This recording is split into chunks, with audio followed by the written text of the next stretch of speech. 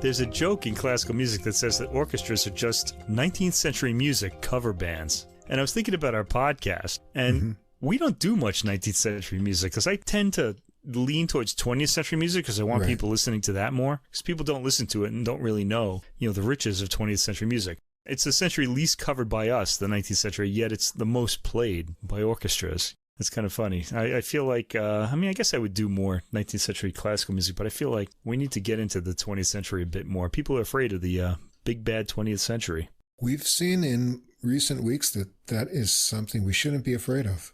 Yeah, we're going to see this week and next week too. We're here to expand people's choices and let them know about things that the wonderful algorithms will not recommend to you. Don't even get me started on the algorithms. They recommend to me pretty much things I'm already listening to. So you're listening to Adult Music, the podcast with music for the mature mind, where every week we bring you 6 recordings, 3 new classical, 3 new jazz, and probably a lot of things that you won't hear about in other places. And tonight will be no exception, with 6 very interesting recordings at episode 167, Mike. Holy cow! Yeah, and I'm happy to report that in May we had our most monthly downloads yet. Yeah, how about that? We're finally growing here. Thank you, everybody, for downloading our podcast. Thanks to all the listeners. Thanks, musicians. Thanks, record labels. A special thanks this week to Spanish flautist, or flute player if you prefer, Fernando Brox, for sharing our episode from 2 weeks ago. That was called Driven Crazy, and we featured his recording from within. So if you haven't heard that yet, be sure to go back and check that out for some awesome flute playing. Not only did I hear his album, but I actually bought the CD. Oh, wow. Yeah. There you go. I saw it there, and I just had to go for it. So I've got your album, Fernando. Lots of really interesting compositions and great playing on that recording. I liked it. I like the flute. We're going to hear more flute soon. All right, before we get into this program's music, I want to remind everyone that in the episode description, you'll find links to Spotify, Apple Music, and Amazon Music, Mike. Okay, so what's up with Amazon Music? What happened there? Well, I haven't included the links before because they always made it kind of difficult if you didn't have a subscription to Amazon Music to get the album links. I got disgusted with it and I just didn't look into it any further. But now it's easier to get each album link. And so I'm just going to include that for convenience of our listeners who may use that platform. So someone came to their senses. Yeah, and so those will be there as well for all the music that we're going to discuss. Also, at the top of the description, there's a link to the full episode playlist. That's all the music in one place on our personal favorite platform, which is Deezer, CD quality streaming music from France. You can also listen to the podcast on Deezer if you want to get everything in one place. Now we're on pretty much every platform around the world, all kinds of small apps, and some of them look a little bit funny. So if you can't see the full description or recording list is not easy to follow on whatever app or platform you listen to us on, you can always come over and check us out on our host site, which is called Podbean, podbean.com. Everything is easy to follow for this and all previous episodes. If you enjoy the podcast, please follow or subscribe wherever you listen to us. Tell a music-loving friend. That's a good way for us to get new listeners as well. And if you take a moment to give us a ranking or write a review, it helps us get listed in the music category recommendations, and that also helps us get new listeners. Also, come over and follow us on our Facebook page to get extra info and new releases throughout the week. I put up a bunch this week, and you can leave a message or comment there. And if you'd like to contact us directly with any comments or questions, we'd love to hear from you. Our email address is adultmusicpodcast, all one word, @gmail.com. Another podcast we'd like to recommend to you is The Same Difference, 2 Jazz Fans, 1 Jazz Standard, run by our friends AJ and Johnny, who look at several versions of a jazz standard in each episode. It comes out twice a month. They compare new versions, old versions, talk about the history of the song, and also have a lot of humor mixed in there. A good way to beef up your jazz history knowledge. There's a link to their podcast in the description. And if you stick around to the end of this episode, you can hear their audio promo. We're going to play samples in this episode as we usually do. And here is our fair use disclaimer.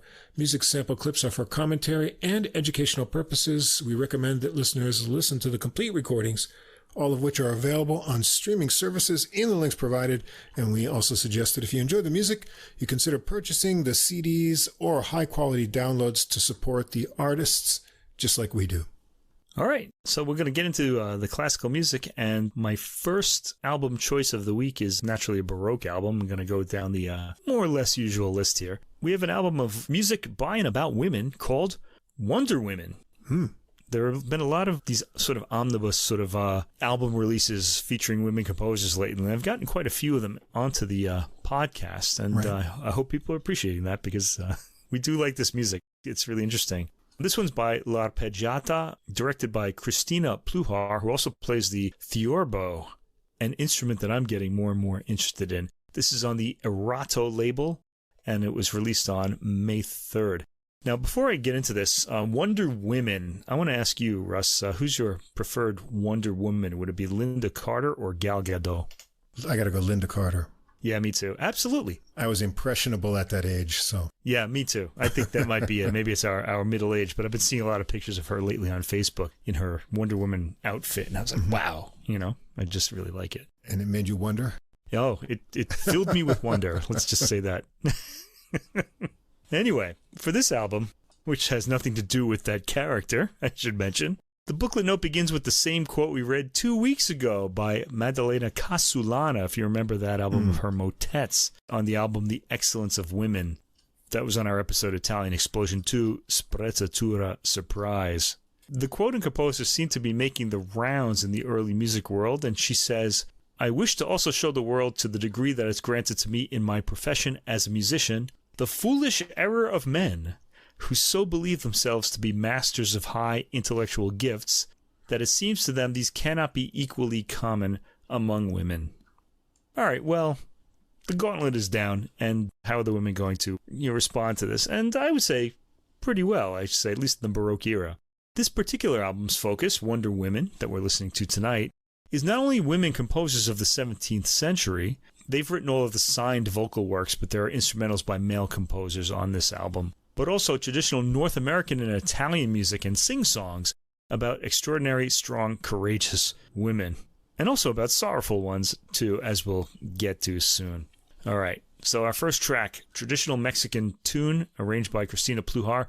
In fact, I should mention the first 6 tracks on this album are arranged by Christina Pluhar, the director of L'Arpeggiata. They're all sort of, well, they're not all. Some of them are folk tunes. And this one is traditional Mexican folk tune, La Bruja, and sung by Luciana Mancini, the mezzo-soprano. According to the booklet notes, a bruja was a woman who refused to obey the rules of society and who lived outside of it.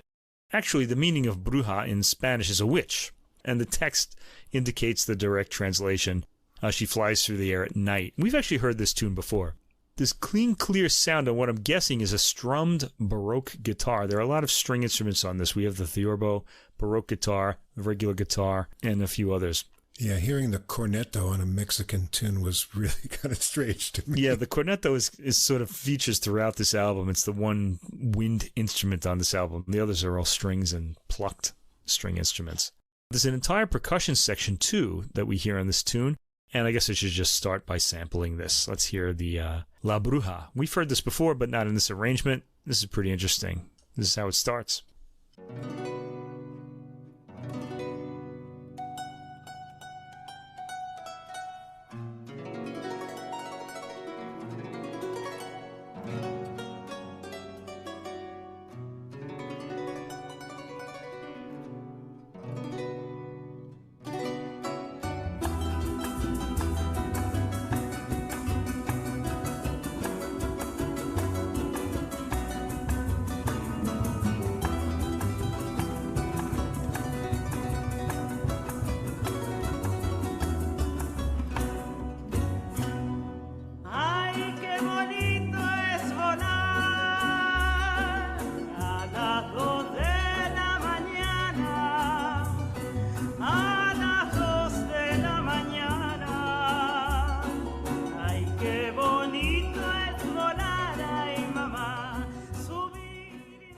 Okay, so we're off to a really good start there. Pretty interesting, full-sounding arrangement by Christina Pluhar. The vocal has a good Spanish feel and pronunciation to it as well. That's Luciana Mancini singing. And the song has many verses and clocks in at over 6 minutes. There's a cornet solo in the middle at about 2 minutes and 20 seconds or so. The second track is Barbara Strozzi, a Baroque-era composer that I particularly like, and this is arranged by Christina Pluhar as well. Che si può fare, and this features Celine Sheen, soprano, on the vocals.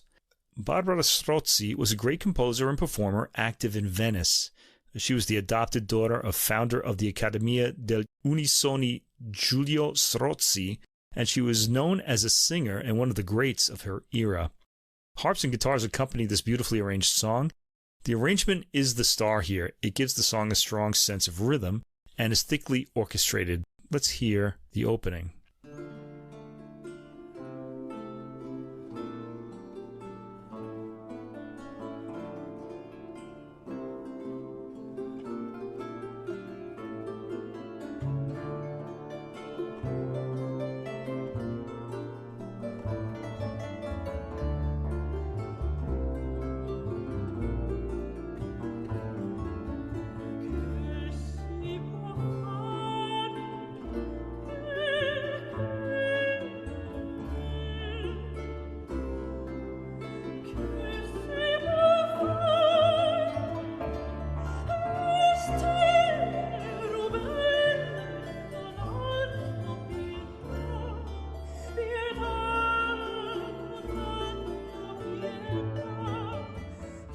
Yeah, Sheen is a bit far away from the mic in that, I thought.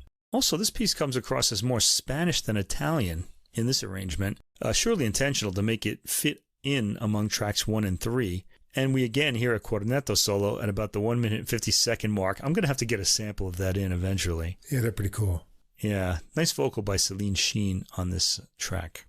Okay, track 3, a very famous Mexican song, here arranged by Christina Pluhar, La Llorona. This is about the weeping woman.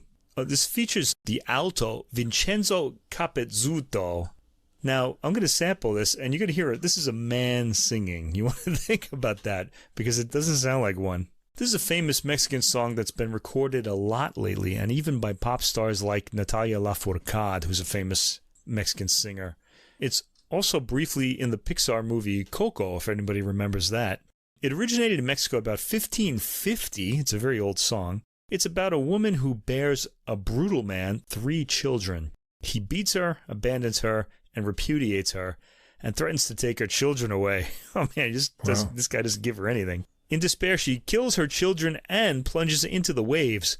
And since then, she has appeared by the river as a ghost, searching for her children. The song has loads of verses, but we only get 4 of them here. Not a bad thing. The song really does make its impact. And Capezzuto's vocal is remarkably feminine. It's very light, and you'd think this is a woman singing.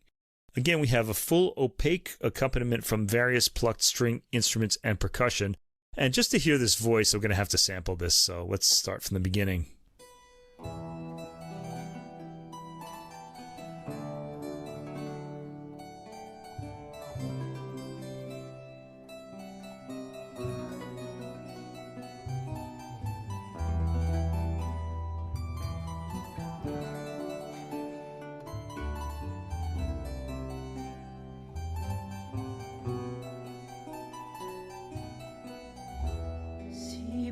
Te quiero, quieres, llorona, que yo la muerte reciba.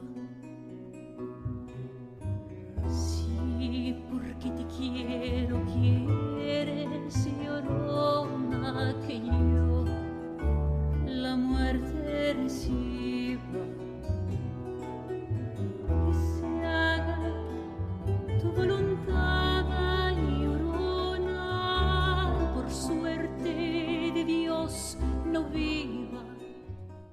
All right, we're going to hear more of him later on the album. Mm-hmm. This is pretty incredible because he's labeled as an alto, but when you think of, what would you say, a countertenor, let's say, he's not called a countertenor here, but they're mimicking the sound of the old castrato. So it's not supposed to sound feminine, it's supposed to sound otherworldly, like it's a totally sexless voice. Here he's moving into the more feminine sound, so I'm kind of really wondering about this.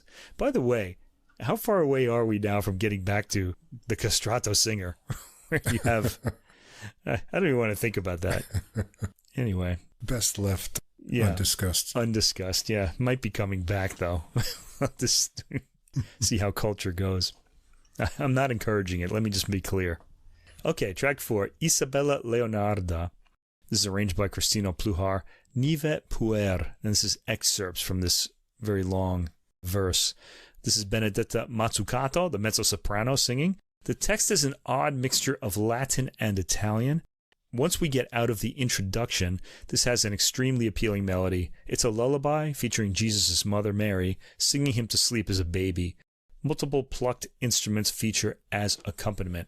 I want to give you a sample of all of the singers on the album, but I will do Benedetta Mazzucato later in this album. Track 5, a traditional Italian song arranged again by Christina Pluhar, La Canzone di Cecilia. This is another sad song. And again, we hear Vincenzo Capezzuto, the alto, singing this. We just heard him in La Llorona. Cecilia, in the song, falls for a general's deception who tricked her into believing that her fiancé would be released from prison and saved from death if she made herself sexually available to him. Oh, how many stories from this era go that way? Tosca, the opera by Puccini, is kind of a twist on this situation, except that Tosca murders her would-be seducer. But she still loses her man here. This is Vincenzo Capezzuto again with his very high, airy falsetto. It's certainly a unique sound. It's lightly accompanied by various plucked strings. There's a theorbo providing bass and probably a Baroque guitar. It has a long text. Track 6, traditional Mexican song arranged by Christina Pluhar, La Lloroncita. Luciana Mancini, mezzo-soprano, has lightly percussive accompaniment with various plucked strings. There's a bit of soloing in the long introduction and some pretty arpeggiated figuration. Textures change as different instruments come into the foreground. The vocalist is finally heard 2 minutes and 50 seconds into the track. Luciana Mancini has a husky voice full of passion. She actually sounds a lot more masculine than Vincenzo Capezzuto. It's kind of hard to keep track of who's singing what. Track 7. Anonymous composer, Yacara no hay que decirle el primor. Celine Sheen on soprano again, and Luciana Mancini, mezzo-soprano. Vincenzo Capezzuto, alto. Some extra percussion comes into this. Here, Capezzuto is singing in the lower range, so he actually sounds more like an alto here. He's probably got quite a range if he's singing this low here. While Sheen and Mancini sing out in their chest voices, so they're kind of way up high. The text is about a conceited girl who must not be complimented or she will become unbearable. Let's hear the opening of this track. It's a lesson to us all, isn't it? Let's listen to this track.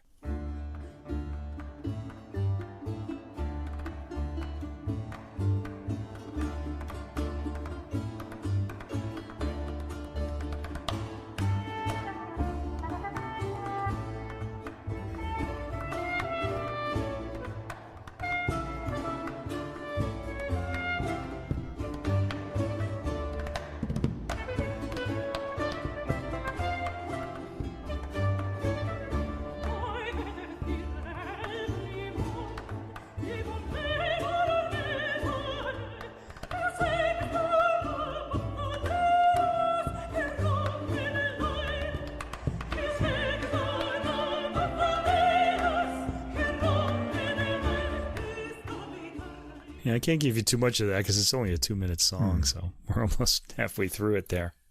Track 8, Maurizio Cazzati. This is the first of the male composers on the album. La Srozza, and this is an instrumental. All of the compositions by male composers on this album are instrumentals. And the entire sound of the album up to this point changes here. This has more transparency and features the cornetto and string instruments providing the theme. Now, when I say it has more transparency, what I mean is you don't have all these string instruments and percussion sort of covering up the entire sound stage so that you really can't hear it to the back. Here, there's a more transparent sound. You'll hear this when I do this sample. Let's listen.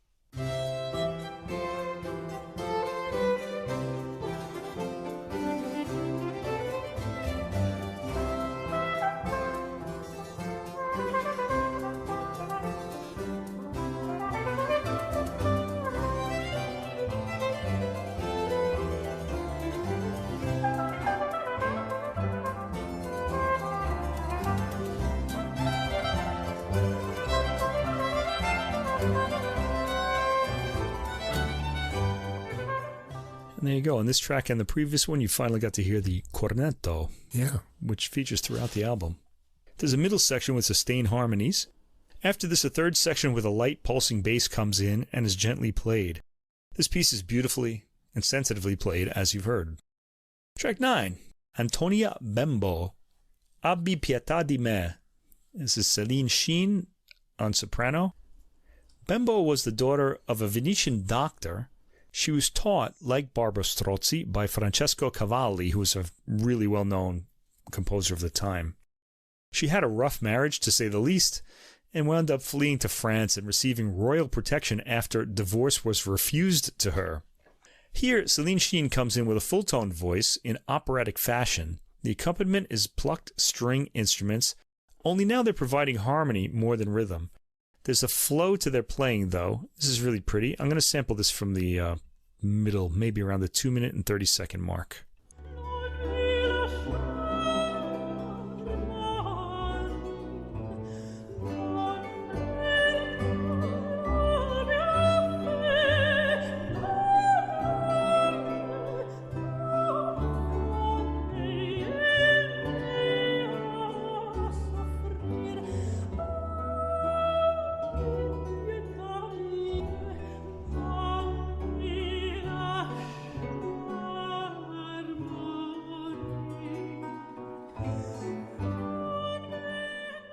I encourage you to hear that entire track. It's really one of my favorites on the album.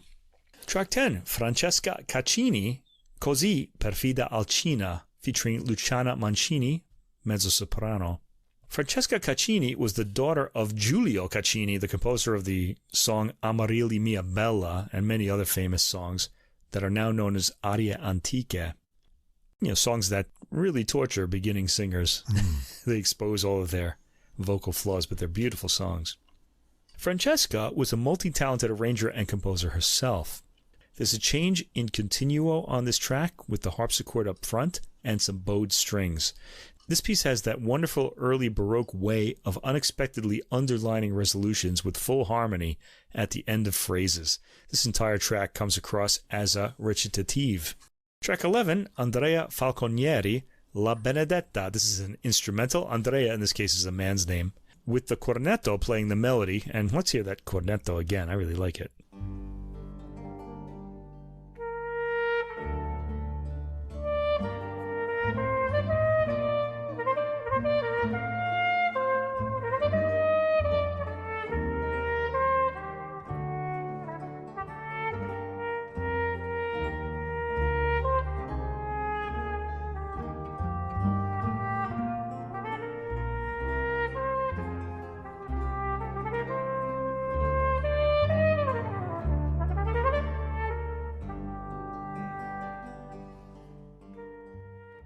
A nice opening. This is lightly orchestrated and prettily arranged here with a theorbo and a double bass holding the harmony down. Track 12, Barbara Strozzi, L'amante consolato, Benedetta Mazzucato, mezzo-soprano. Okay, I promised we would hear her because we didn't hear her at the beginning. Let's sample her a little bit. This is from about the 1-minute and 45-second mark.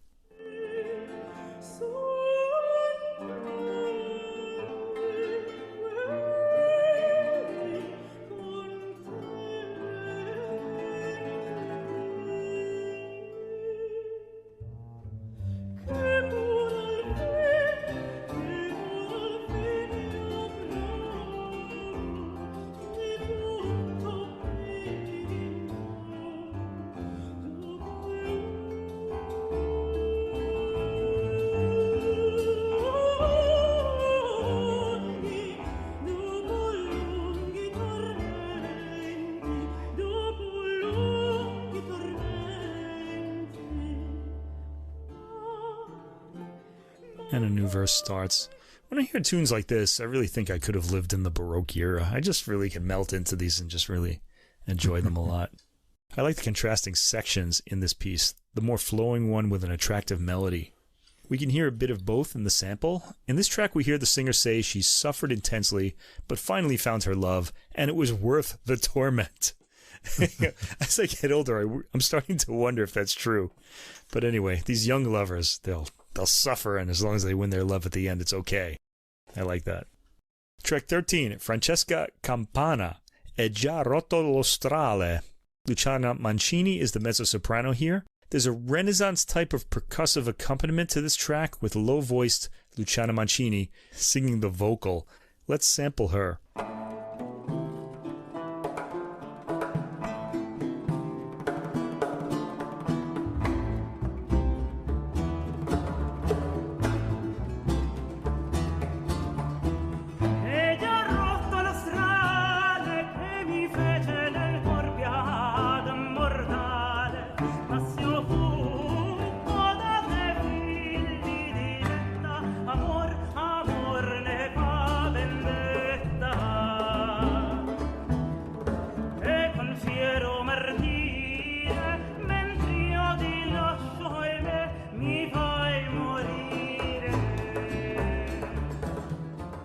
I got to tell you, as a vocalist, Luciana Mancini sounds like a woman who knows her way around, let's just say. I wouldn't want to mess with her. Here, the singer is fleeing from Phyllis after she broke his heart. The vocalist is a male, I guess, but in this case, we have a female singing. I like the Southern Mediterranean folk sound Mancini gets in her last notes of the track. She sounds like she could probably sing Mediterranean folk music. She's got that sort of tone to her voice, something really earthy to it. Track 14, Barbara Strozzi, arranged by Christina Pluhar, L'amante segreto. This is Celine Sheen, the soprano. This has a pretty opening with a Baroque harp and heavy bass from the theorbo. The sounds have presence and dimensionality on the recording. The cornetto and violin duet at the beginning of this rather long track. It's 8.5 minutes. Celine Sheen has a traditional operatic soprano sound and sings with light passion. She sings beautifully throughout, especially from the 6-minute mark onwards, when her voice settles into the emotion of the melody. There are recitative-like interruptions to the flow of the main melody. Track 15, Maurizio Cazzati, Capriccio sopra 7 note, or Capriccio over 7 notes. It's an instrumental. Strings and the cornetto figure heavily here, each playing their own slight variations on the melody simultaneously over an ostinato background rhythm. And finally, track 16, Francesca Caccini again, Lasciatemi qui solo. Benedetta Mazzucato, the mezzo-soprano, sings this one. By the way, the title means, Leave Me Here Alone. This person doesn't want to be bothered.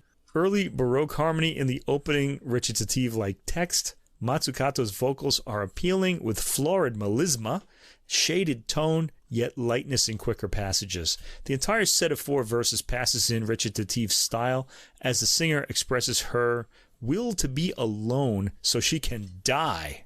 Ah, Italians. This is the way they think, at least in that era. They will die for love. There's some gorgeous early Baroque harmony in the accompaniment. And that's the end of the album. This album is a cross between classical and popular period music in its arrangements. Plucked string instruments like lutes, guitars, and harps paper the background with harmony. The vocals are interesting, with the gender of the singers blurred if one isn't looking at the names. Vincenzo Capezzuto sings in a high, airy voice, while female singers like Luciana Mancini achieve a lower, throatier sound. It's an odd program with a string of folk tunes arranged by Christina Pluhar, starting the album and giving it a rhythmically flowing, old Spanish feel, while from track 9 onwards, the music is more lightly scored and played and becomes more Italian Baroque in melody and overall flow and sound. I really love the music from the early Baroque period, and this album is so well executed that I'm sure it's one I'll return to, not least because a good deal of the music on it is new to me. The recording is beautifully clear and gives real presence to even the lightest of instruments. I thought the mix of material is a bit odd musically. I thought so too, yeah. Italian and then the Mexican kind of folk characters are very different in composition. But the instrumentation and the sort of concept for the recording provides a bit of continuity to that. And so it somehow works with this sort of arrangement. And I thought all the vocal performances are really enjoyable. The percussion makes it a lot of fun too. And the cornetto solos are absolutely fabulous. Yeah, they are. So I enjoyed all of those. Yeah, I like that too. It's the only non-string instrument on the album too. So it always grabs the attention when it comes in. Now we get to the brass section of the rest of the podcast, really. Russ had said he was going to do all brass this week, so I happened to have 2 brass recordings here, and I decided to program them. The first one we have is Walking the Dog. This features Andreas Mader on the saxophone and Joseph Moog, the pianist, on the Naïve label. This was released a while ago, 12 April 2024. I've been sitting on this waiting for a brass podcast to come up, otherwise I wasn't going to do it. So, Andreas, you got on the podcast. Congratulations. Anyway, I'd like to thank Andreas Mader, the saxophonist on the recording, or as the British say, the saxophonist, for sending us a booklet. Thank you for that. That was really helpful. The booklet notes state that the album contains many international fusions of styles and thus certainly symbolizes the increasing internationality of the music scene between 1890 and 1940, even across different continents. Yeah, it's an idea that I would concur with, and it's one of the reasons why this particular period of music, from 1890, the beginning of modernism really, until 1940 when World War II started, is really one of my to me, one of the most interesting periods of Western music that there has been. This is also when jazz started. So, Right. ragtime morphed into stride piano and then jazz. And this starts out with the birthday piece, George Gershwin's Rhapsody in Blue. Remember, it's 100 years old this year and celebrated its birthday earlier in the year. We heard Andrew Armstrong play the solo piano version of Rhapsody in Blue on episode 151, Themes and Syncopations, on February 5th this year. Now we're hearing this version for soprano, alto, and tenor saxophones and piano in an arrangement by Jun Nagao, who I guess is Japanese. Yeah, it must be. He could be American, we don't know. But he's got a Japanese name. I have to say that the opening tremolo and bend work exceptionally well on the saxophone. I'm guessing it's an alto. I'm not really sure. You have to see these to really know. Joseph Moog, or Moog, characterizes well on the piano too. You sort of forget that you're not hearing an orchestra. The arrangement is so good, and the piano part plays so much of the original piano part. Really, the soloist is the saxophonist. Yeah, I think he's playing all three saxes on this tune, too. He is. Yeah, amazing. But the piano part kind of comes in as the original piano part at times. It's a really interesting arrangement. So I want to encourage people to seek this out and listen to it. I like the way the sax and the piano trade off some of the melodies. I'm going to start this from the beginning just so you can hear the famous opening, how it's executed here.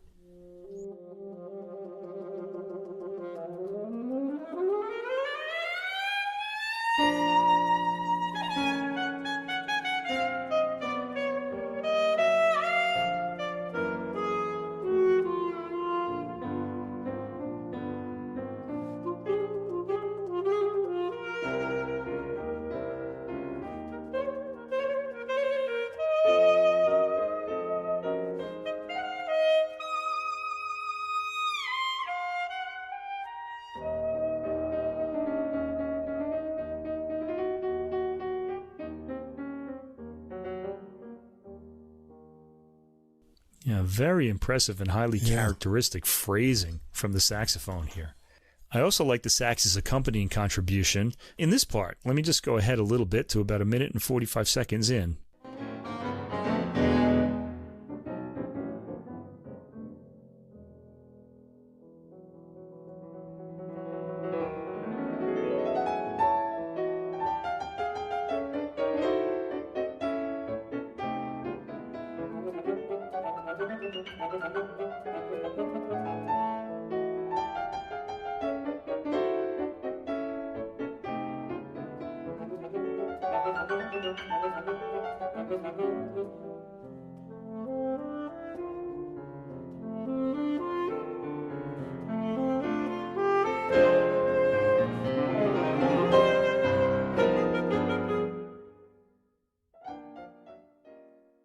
I will bow out there. Pacing is exceptionally good in this performance. The sort of a clacking railroad car section has a laid-back feel. Let me sample a little bit of that for you.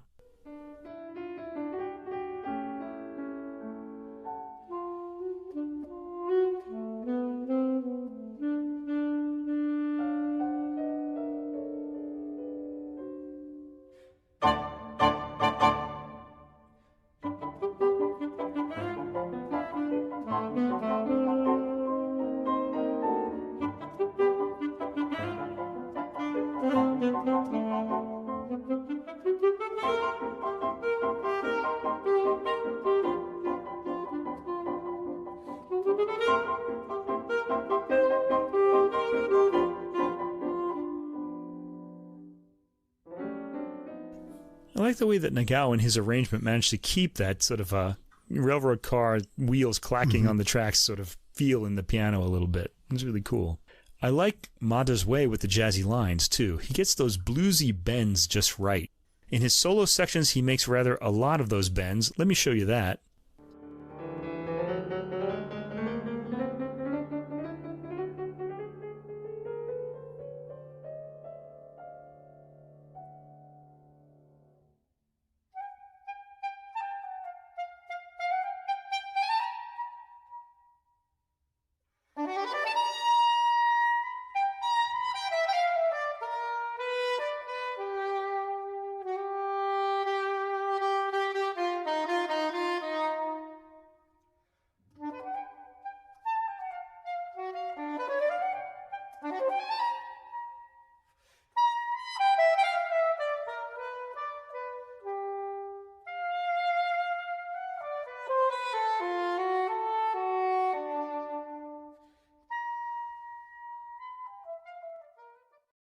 During the solo sections, the playing gets a little dreamy and rhythmically elastic and has us forget about the rhythm for periods. This piece has what the French call longueurs, and it comes through in the slower sections between the 8th and 10th minutes. At 10 minutes and 25 seconds, the late night city glow of the material brings a slower rhythmic feel, and once the quicker rhythm comes back, the duo shine. They characterize so well. Let's hear the finale, which is taken in a slower, more stately way than we often hear.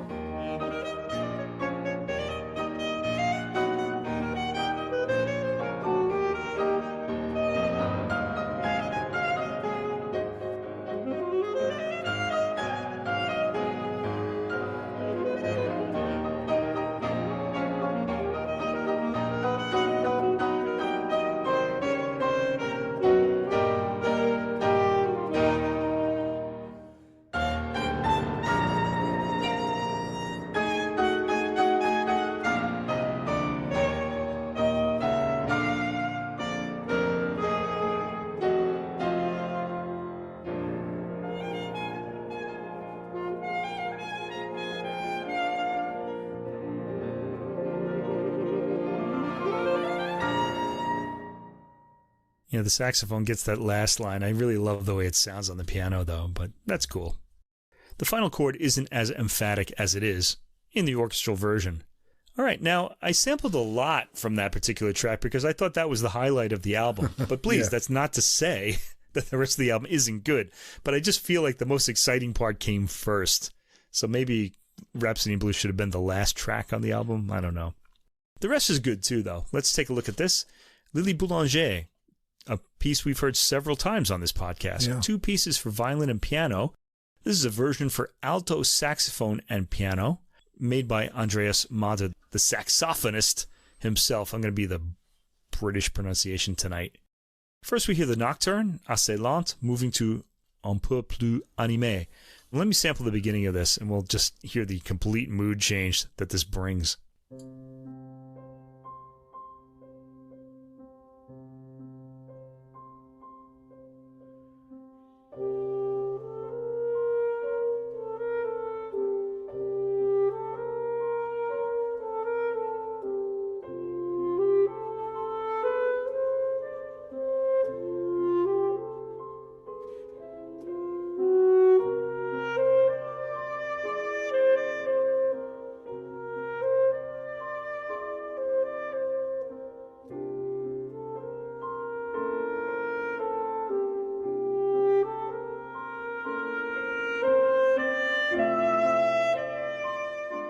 A really beautiful melody by Lily Boulanger, and it works well on the saxophone here, you know, as it does in the violin. A very different timbre and achieving a bit of a different mood, but it still works exceptionally well.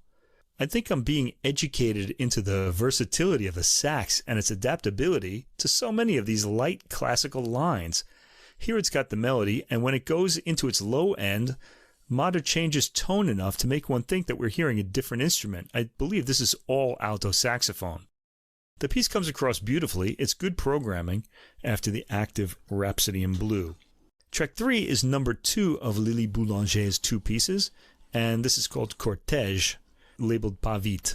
It's very brief, and again, Joseph Moog sets a lively rhythm in the piano that the sax can practically dance its melody over. The tunefulness of the piece comes through appealingly. Tracks 4 through 10 are sections of Sergei Prokofiev's ballet Romeo and Juliet, Opus 64, from 1935 to 1936. It's excerpts from the ballet. Versions are adapted for soprano and tenor saxophone by Andreas Mader after the 7-part suite for violin and piano made by Lydia Beisch and Matthias Fitzberger after the Prokofiev ballet score. Track 4 is Act 1, Number 1, the introduction, Andante assai. The sax actually sounds clarinet-like in this range. It's a sweet theme, sweetly played on the sax. Track 5, Act 1, Scene 2, Number 10, Juliet as a young girl. This is a pretty famous section of the ballet. Let's hear it.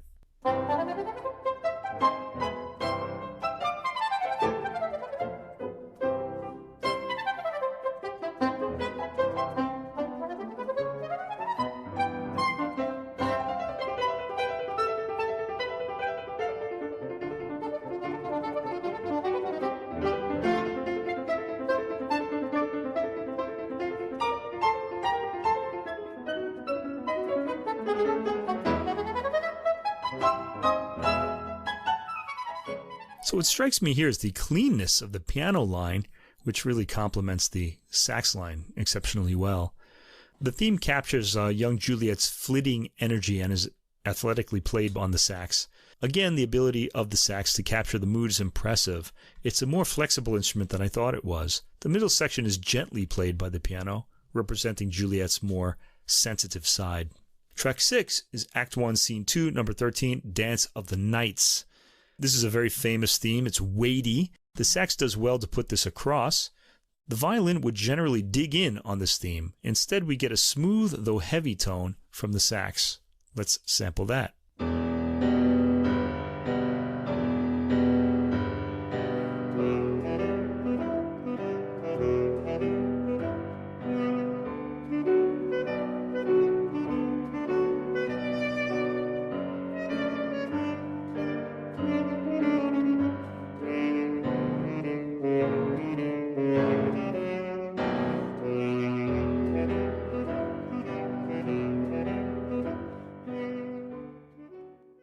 This also has a quietly ominous middle section. Track 7, Act 1, Scene 2, number 19, the balcony scene, has a lovely opening piano arpeggiated figure. The sax starts with a flute-like sound high up for the theme. The first theme is brief, then a descending theme comes in. This is a pretty movement, complete with bird sounds at the end. Track 8, Act 2, Scene 3, number 24, Dance of the Five Couples. It's a brief but lively movement with the sax playing a leaping melody. Track 9, Act 1, Scene 2, number 15A, Mercutio. There's a jauntiness to the rhythm here, capturing Mercutio's recklessness. The sax plays high up in its range, lots of staccato. This track goes directly into the next, which is Act 2, Scene 5, number 35B. Romeo decides to avenge Mercutio's death. Here, the sax has a quick, breathless line, and I'm going to sample that.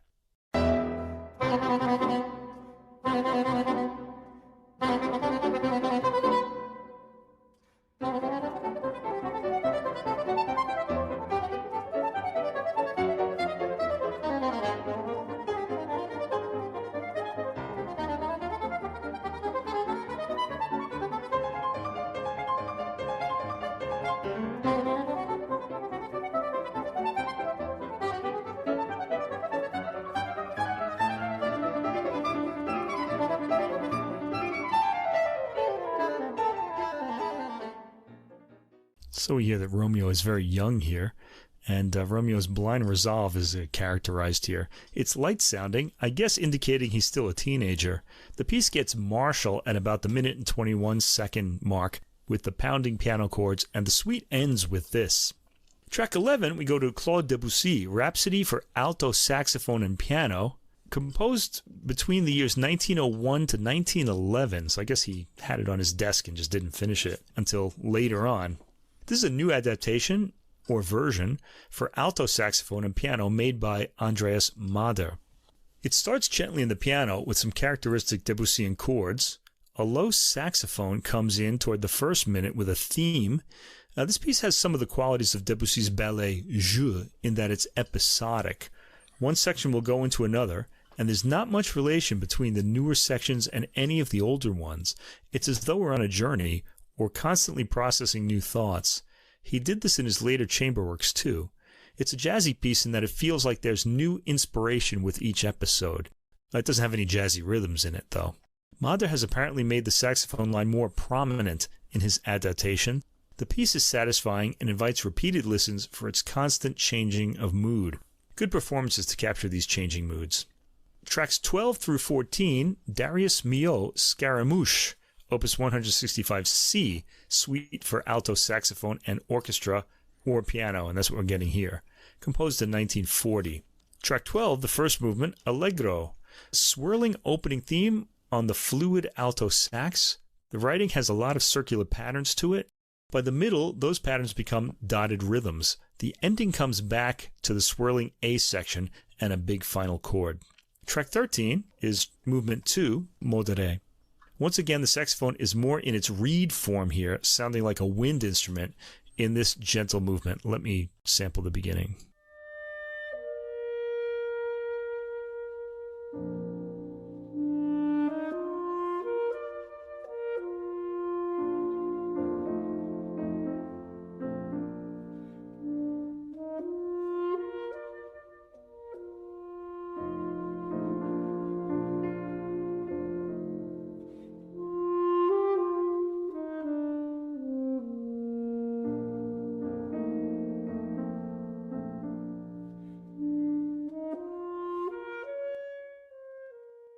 At 1:16, this breaks into a more light-hearted theme. We hear the opening theme again at the end with a livelier piano accompaniment and then a coda. Track 14, Brasileira. This is the third movement, Mouvement de Samba. It's got a quick, lively rhythm with the piano carrying a lot of material as the saxophone remains up front with continuous legato lines. There's more of a Brazilian feel to this piece at around 1:06 when the rhythm changes to something more traditionally Brazilian as far as we hear it. I'm going to sample from that point.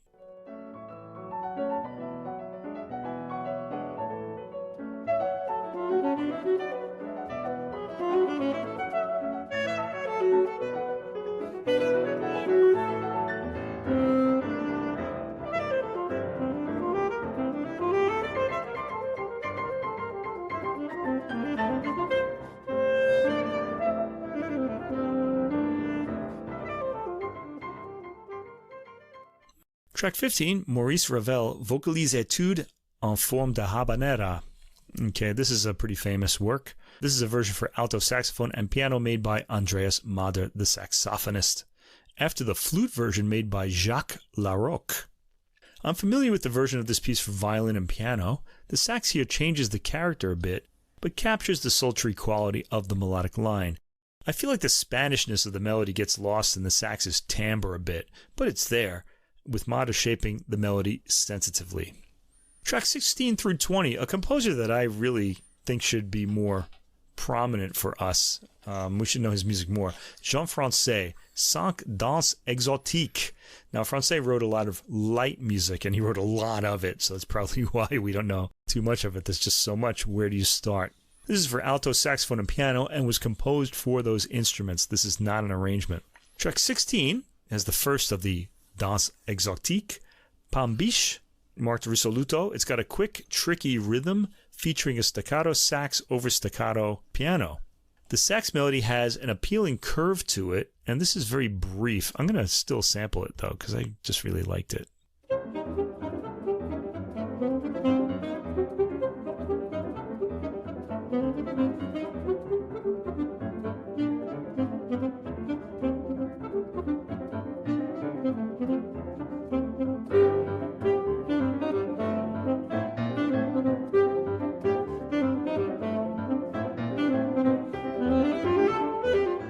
And it's only a minute long, so I better get out of that there. Track 17, number 2, Baião con morbidezza. This has a syncopated slow rhythm in the piano, which the sax plays over legato. It's also brief. At one point toward the end, the piano takes the lead as the sax accompanies with an appealing, breathy staccato line. Track 18, number 3, Mambo Allegrissimo. This sounds like a staccato eighth note accompaniment as the sax plays the melody. The lines are continuous.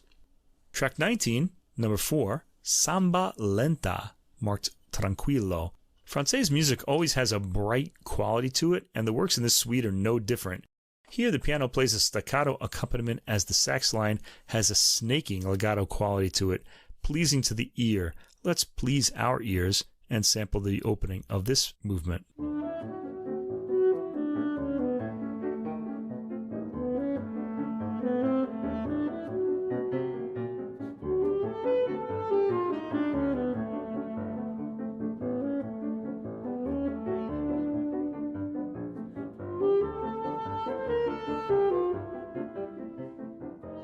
And again, it's very brief, so I'm going to come out early. The final Danse Exotique, number 5, Merengue, Vivo con Spirito, has a complex rhythm from both the piano and saxophone, yet the piece, as in so much of Francais' music, comes across as playful. Track 21 is the bookend for this album, George Gershwin's Promenade, Walking the Dog. It's an orchestral number for chamber orchestra from the music written for the 1937 Mark Sandrich movie Shall We Dance. This is a version for soprano, saxophone, and piano made by Andreas Mader. The piano line's decrescendo to allow the saxophone's entry is beautifully graded here. The sax itself plays the melody with complete 1930s jazz character. This is an enjoyable bookend to the Rhapsody in Blue. Let's hear the magical opening to this.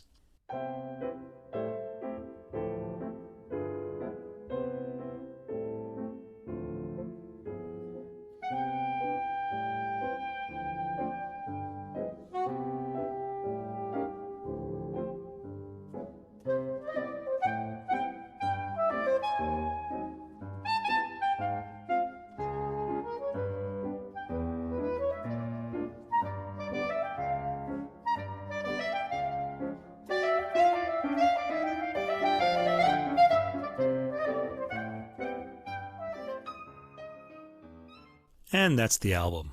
Well, the first reward this album gives us is a new way to hear the Rhapsody in Blue. This version for saxophone and piano is well arranged, and many of the effects of the piano and orchestra version are miraculously present. Both musicians feel most at home in Gershwin's idiom on this album, but that's not to say that the other pieces are any less well characterized.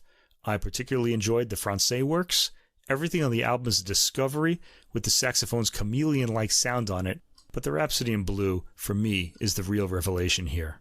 I enjoyed that first Gershwin piece a lot. It's a great arrangement by Nagao, and it's fun to hear the different saxes playing parts that you always hear on the different instruments of the orchestra and the piano. Mahler makes the most of the different tones on the horns, and he has a wide range of different tones on each instrument with an especially pleasing soprano sax tone, and not everybody has that. I remember reading in the notes that he listened to Johnny Hodges, Duke Ellington's great alto player, so he has a really nice kind of jazzy concept of tone too, and I really liked the Gershwin for its kind of rhythmic zest that it had. It was really lively, and even in the slower sections, it had something of a snap to it that I found really enjoyable. I also enjoyed hearing the saxophone playing what would have been the violin parts on the Boulanger and Prokofiev works as well, and that was a different way to experience them, and it made me think about them in a new way, hearing his wonderful sax tone and phrasing on those parts too. So I'd say this is a must-hear for any saxophone players, and if you want to get that classical concept. Sometimes I get a little bit disappointed with classical saxophone recordings. They get to be a little bit samey, but not here. This was really intriguing and interesting all the way through. Yeah, I would recommend this to saxophone players too, especially. But really everyone. It's a really good sounding album and just really appealing. Okay, now we're going to go into some brass areas that we normally don't get into in classical music. An album called Porteño, works for tuba, harp, and piano. Are you ready for this, listeners? Okay. I really had no idea what was awaiting me when I chose this album. This is played by Siegfried Jung, the tuba, Johanna Jung on the harp, and apparently they're no relation. They just have the same last name. At least the notes don't indicate that they're related. And Susanne Endres on the piano. This is on the Hänssler Classics label, and it was released on May 17th. I'd like to thank Carmen Schurl at Hänssler Classics for the booklet. Her title there is Assistenz der Geschäftsleitung, which I think would translate as Assistant to the Manager. So thank you, Carmen. There's no track list in the booklet, and I just want to say I advise everyone, all you record labels out there, to put the track list in the booklet, even if it's on the back of the CD case. Because everyone doesn't keep the CD case. A lot of people put these things in folders and they'll keep the booklet but not the CD case. I, of course, keep everything, but I'm a lunatic. Not everyone does that. By the way, I'll have you know that the German state music councils have named the tuba as the instrument of the year in 2024. Did you know that, Russ? Oh, right. Yeah, we're just right there with the trends. I tell you. Okay, so the tuba is being celebrated along with Czech music, the 100th anniversary of Rhapsody in Blue, the 100th anniversary of Fauré's death, the 150th anniversary of Schoenberg's birth, and probably some other things that I'm not aware of yet, but will come up eventually. So the title, A Porteño, and I think we've explained this on the podcast before, but it bears repeating, is an uprooted Italian in Argentina who speaks Spanish, behaves in French, and wishes he was English, according to someone on the internet.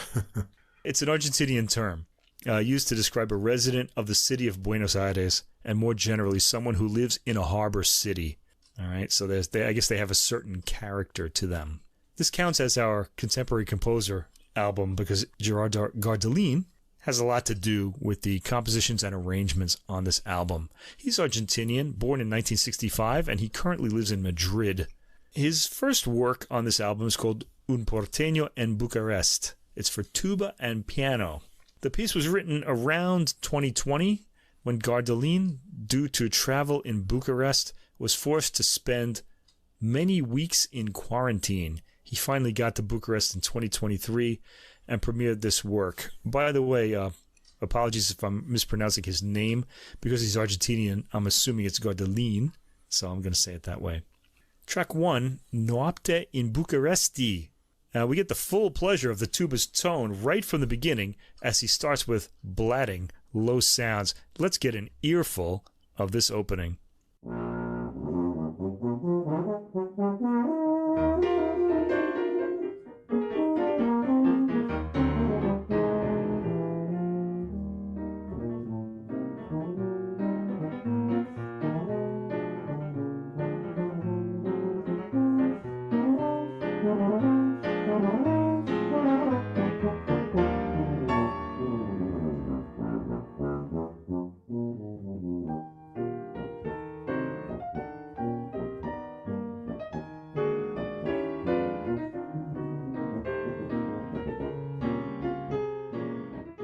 I had to give the piano some at the end there. The whole piece has an interesting texture. The recording is very dry and probably recorded fairly close to the tuba. The piece itself is appealing, but the sound of the tuba as the solo instrument drew my ear so completely that I almost didn't notice the rest. I just wanted to get myself into that timbre. There's some very cool exploiting of the tuba's lowest notes in this piece, especially in its solo space in the middle of the movement. Let's hear a bit of that. This is a tuba solo.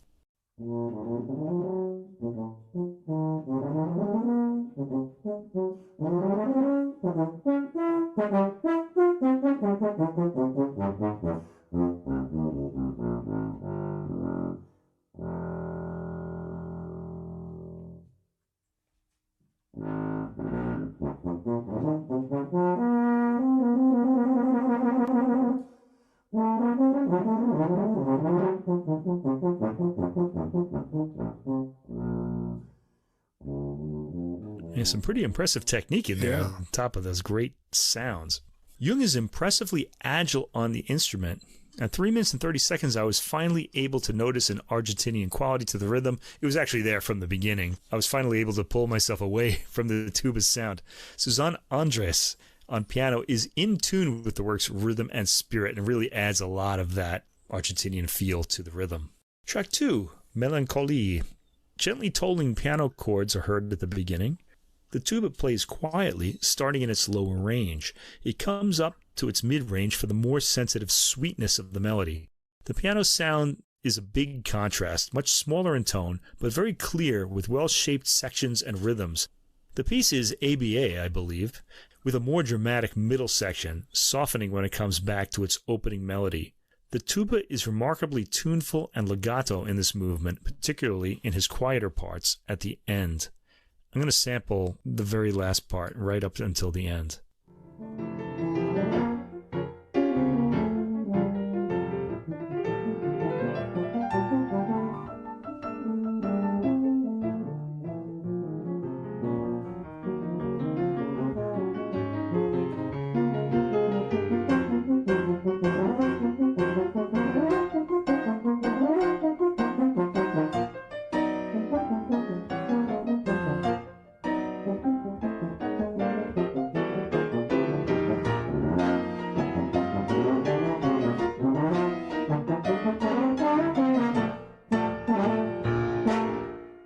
Bravo.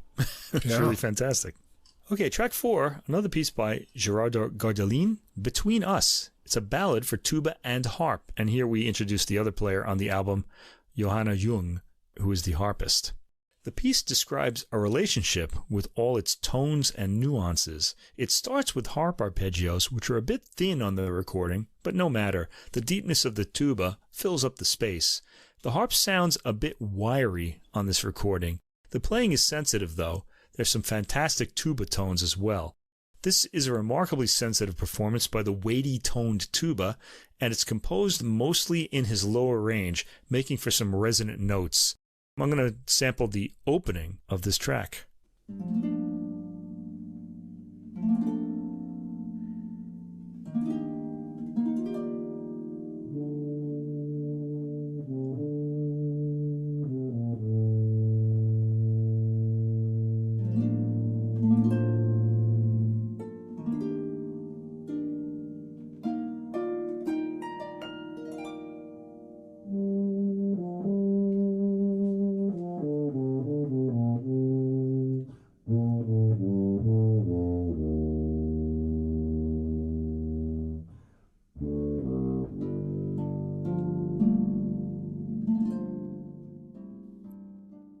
It's a very sensitively played piece. Tracks 5 through 8 is a work by Enrique Crespo, who was Uruguayan, lived from 1941 to 2020 in Germany. Escenas Latinas for tuba and piano. This is the only work on the album that Gerardo Gardellin wasn't involved in some way. Crespo was a trombonist. Track 5, Candombe, has a bit of a Latin American ballad profile to its melody and rhythm. The rhythm picks up a bit in the piano in the first minute, and a light Latin dance feel appears in the piano in the second minute, which speeds up, bringing the tuba line into a more rhythm-oriented theme. I have to confess I'm having trouble matching this timbre with these rhythmic patterns, but that's not Siegfried Jung's fault. He's right in the groove. His playing here rather made me smile. There's a cheerfulness to the playing at points, particularly toward the end, and I'm going to sample a bit towards the end here.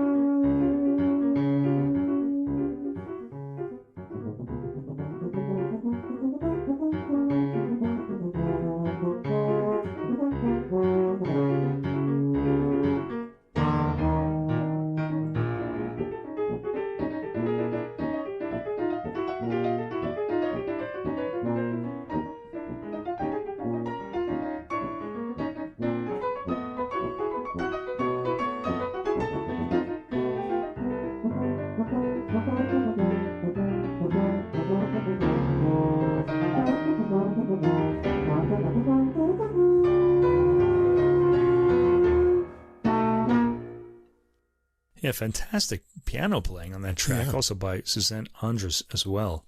Track 6, Tango, has a clever opening with a dialogue between the tuba and what I hear as a teasing piano. See what you think. Here it is.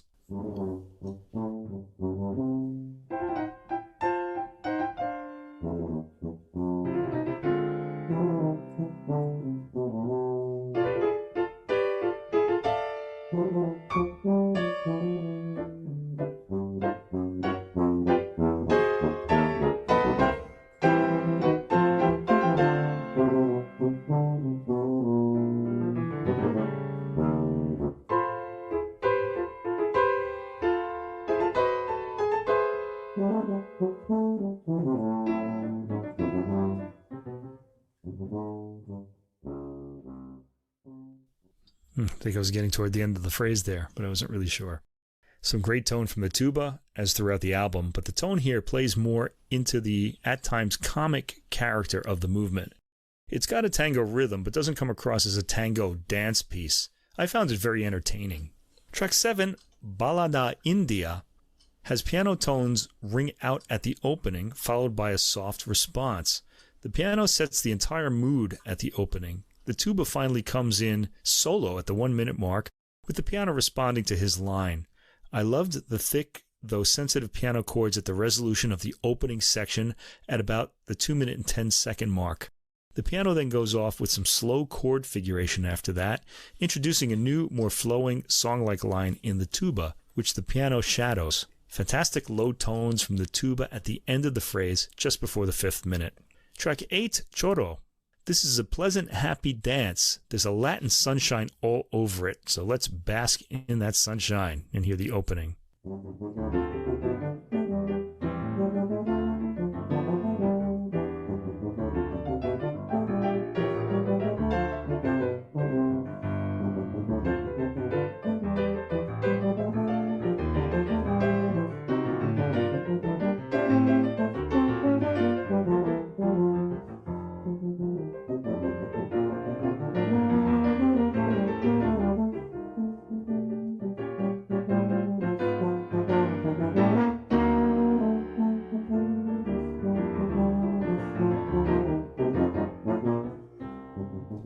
And once again, the rhythmic feel of this is just fantastic. Siegfried Jung has found a fantastic piano player here in Susanne Andreas. She really gets this idiom exceptionally well. Again, the tuba shows an agility I didn't previously know it had, keeping both rhythmic and melodic elements lively and shapely. There's a pretty amazing high note at the 1 minute and 11-second mark. In fact, this movement brings the tuba through its entire range. The movement is more lyrical in the middle and the dance element returns at the end. We get to track 9, and arrangements of 2 tangos by very famous tango composers. The first is Ángel Villoldo, who lived from 1861 to 1919. El Choclo, it's a tango classic arranged by Gerardo Gardellin for tuba and harp. Gardellin, of course, the composer, whose hand is really in all but the Enrique Crespo works. The tango element is clear right from the beginning of this piece, with the tuba maintaining its rhythmic honks while the harp takes the melody. Mostly the harp has the accompaniment as the tuba plays the melody, but they exchange parts seamlessly. It's a great performance and arrangement of a well-known work. Let's sample a little bit of it.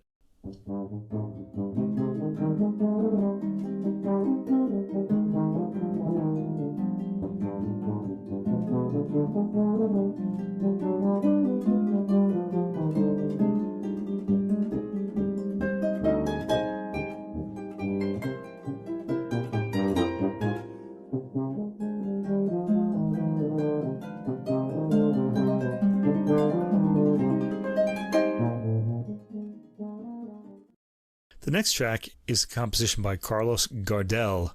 It's another tango classic. Gardel was really known as the great tango composer, and he died in an airplane crash at the height of his career, which sort of just made his myth just grow even more. This is called Por una Cabeza. He was born in France, it's believed, in 1890. He died in 1935 at the height of his fame. This has a bit of an intro before the main tango theme starts. This is a lighter toned tango than the Villoldo piece, full of tango depth of feeling, which the tuba captures admirably well, especially as accompanied by the very idiomatic playing of Susanne Andres at the piano in this piece. And then finally, track 11, Gerardo Gardellin piece El Inmortal, Fantasia en Forma del Tango. And this is for all 3 instruments. It's the only time on the album we hear the tuba, harp, and piano in the same composition. And there's a good reason for that, because the harp and piano generally don't go well together. They're both chord instruments, and they both tend to accompany. Here, the harp and piano are layered over each other in the tango rhythm. The tuba gets a big solo in the first minute. After that, the tango rhythm picks up, and I'm going to sample from that point where that happens.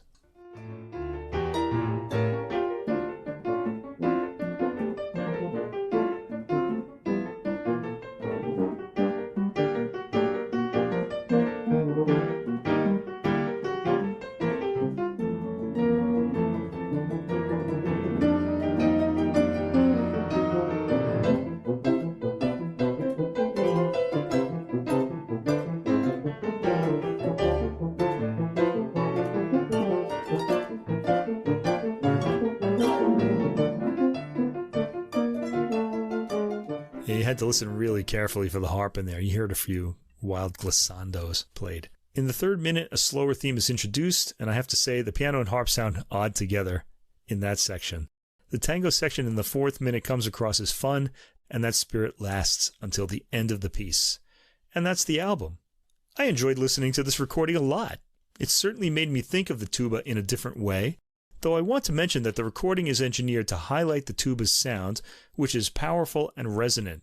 This renders the other 2 instruments a bit thin-sounding, but this didn't bother me. It's something I shrugged off after noticing. The tuba in these works shows a lot more versatility than we're given to hear in brass ensembles or orchestras, where it generally fulfills an anchoring bass role. The music on the album was all new to me and was largely the work of Gerardo Gardellin, either in a composing or arranging role. I took to his ideas, at least as they were presented here, and would like to hear his music in other types of ensembles. He does have an affinity for the tuba and what it can do, and that's what made this album so fresh. It's an album that's easy to listen to, with some interesting timbres from all involved, and I think you should try it out. Tuba and harp seem to be the oddest of combinations. You'd think. But it turned out to be quite intriguing. Yeah. Jung shows off a full range of expression on the instrument with virtuosity and subtlety. It's not easy to do with that big brass instrument. There's a lot of Latin rhythmic fun to enjoy, and I especially liked the Gardellin Between Us piece. I found that really kind of enchanting. Yeah, I thought that was really pretty. Yeah. Interesting recording. Check it out. All right, over on the jazz side, tonight we're going to be focusing on all U.S. jazz. And not only that, but it just turns out to be a New York-centered episode of Jazz, Mike. Okay. I didn't plan it that way. I just picked 3 recordings that I was really interested in. And there tends to be a little bit of overlap in some of the players too, but that's just how it worked out. And I'll balance that out with some European jazz on the menu for next week. But let's get started with trumpet and the new recording by trumpeter Josh Lawrence. It's called Measured Response on one of our favorite labels, Posi-Tone. Came out May 25th. Josh Lawrence has a bachelor's degree from the University of the Arts in Philadelphia, a master's degree from Juilliard in New York, and he studied with legendary pianist Barry Harris. In 2021, he was named Director of Jazz Studies at the Interlochen Center for the Arts, where he now leads the Arts Academy and Summer Camp programs and conducts the Interlochen Jazz Orchestra. Lawrence has recorded 6 solo albums with Posi-Tone Records, 2 albums with Rope-A-Dope Records. He's received 2 Grammy Award nominations with pianist Orrin Evans' Captain Black Big Band and Smoke Sessions Records. It can be heard on other albums by Boyz II Men, Erykah Badu, and many others. We heard him last time in episode 107. That was Funk and Fantasy from March last year with his previous Posi-Tone recording, And That Too. And so on this new one, Josh Lawrence on trumpet and flugelhorn, Diego Rivera joins in on tenor sax, Art Hirahara piano, Luque Curtis on bass, who we've heard a number of times, most recently with Rivera on his With Just a Word recording earlier this year, and Rudy Royston on drums.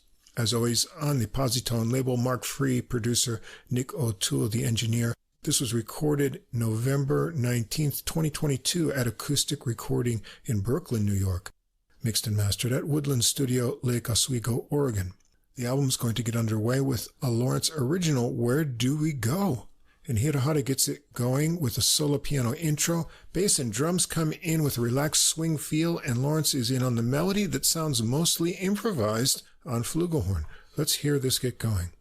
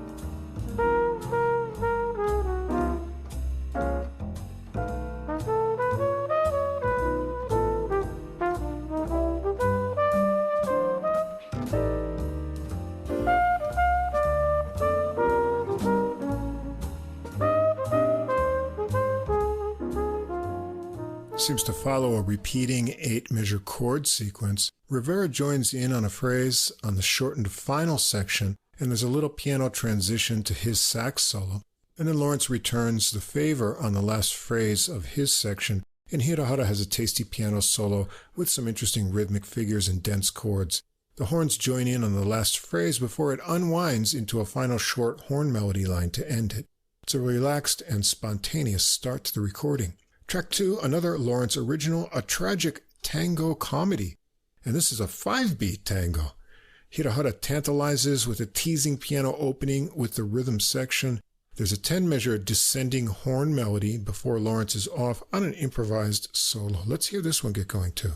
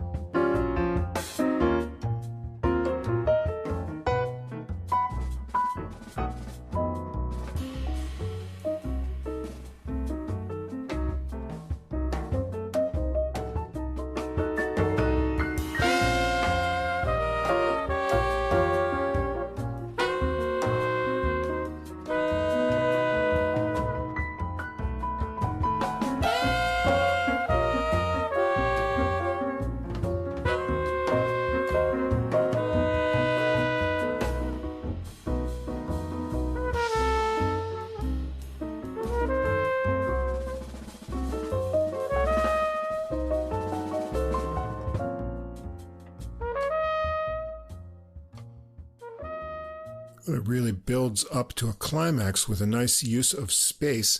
And let's jump back in to hear that climax into the start of Rivera's solo.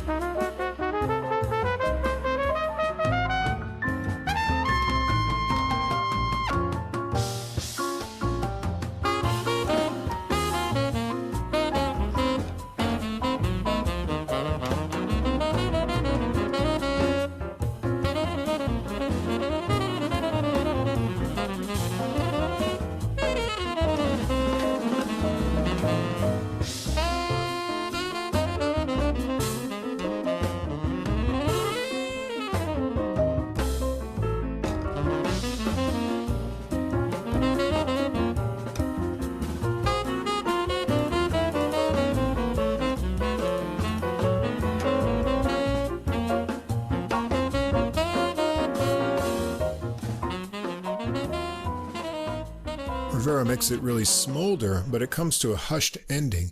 The rhythm section vamps a bit before a return of the descending horn melody line and some final sputtering piano and trumpet to wrap it up. Track 3, Song for the Whales, a composition by Charlie Hayden. This was first recorded on the second self-titled recording of the group Old and New Dreams with Hayden, Don Cherry, and Dewey Redman back in 1979. They give this an intro with alternating piano octaves and intervals over bow to bass. Lawrence comes in with a hushed harmon-muted trumpet. Let's hear it get started.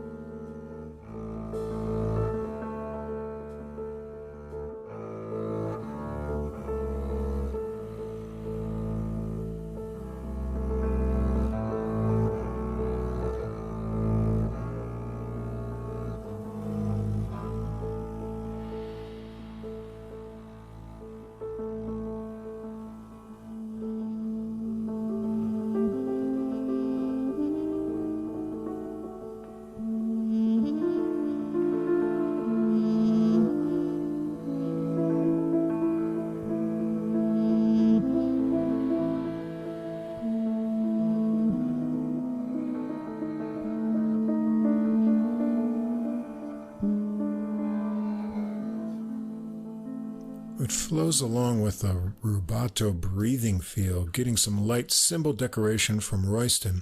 Hirohara gets a rippling piano segment before Lawrence returns unmuted, with Rivera adding harmony to the melody lines. Royston has fills around the kit and cymbals underneath, and Lawrence returns to the mute for the final phrase on his own with a really long last note. It's a thoroughly composed track without solos, but very atmospheric. Track 4, back to a Lawrence original, every choice comes with an invoice. This is a cool split personality hard bop tune. It starts out with a sequence of 4 rising and then falling chords with a plodding feel, and then it bursts into a high-speed melody. The opening would be the equivalent of 16 measures at the fast tempo.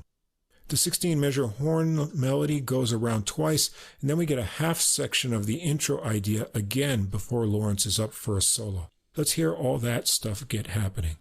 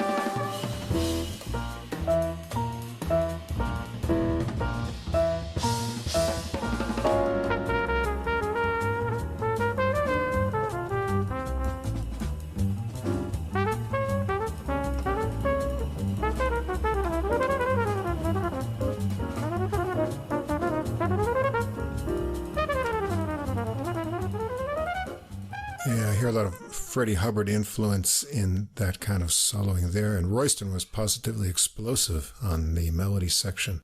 The intro idea also works for a transition after Lawrence's solo to Rivera's fluid and fast-fingered solo on this one. Let's hear some of his playing.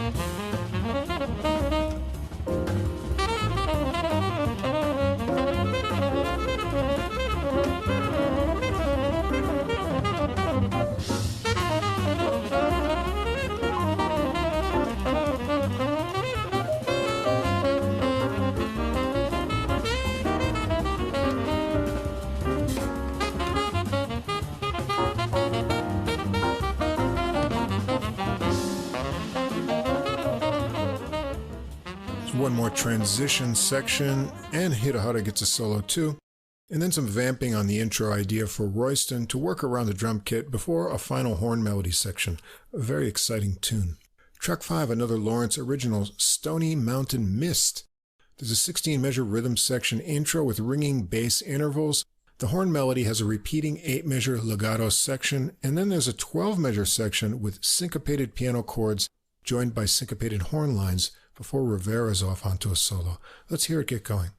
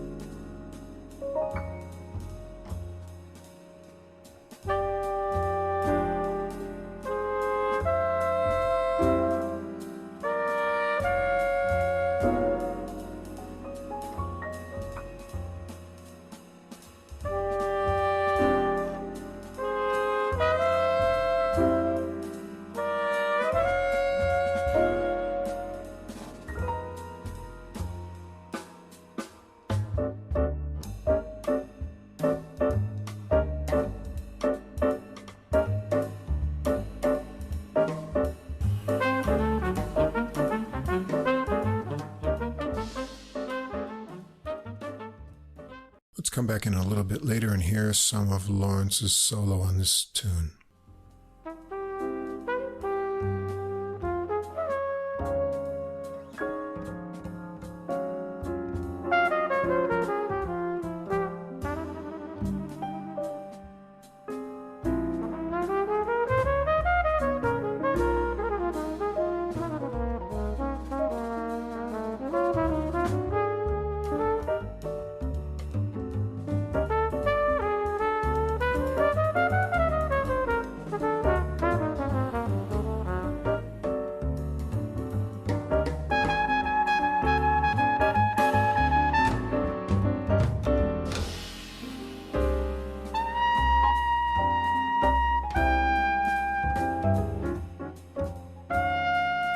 Half-valve squeeze and lots of nice phrasing on this one. And Hirahara has a solo that's a mixture of smooth lines and punchy chords. The horn melody comes back in over the top of him, and the final 12-measure section has horn lines throughout to a sudden ending. Track 6, John Coltrane's Wise One. This is from a 1964 recording, Crescent, by the John Coltrane Quartet. Great tone here from Lawrence on the rubato opening over rippling piano from Hirahara. Let's check it out.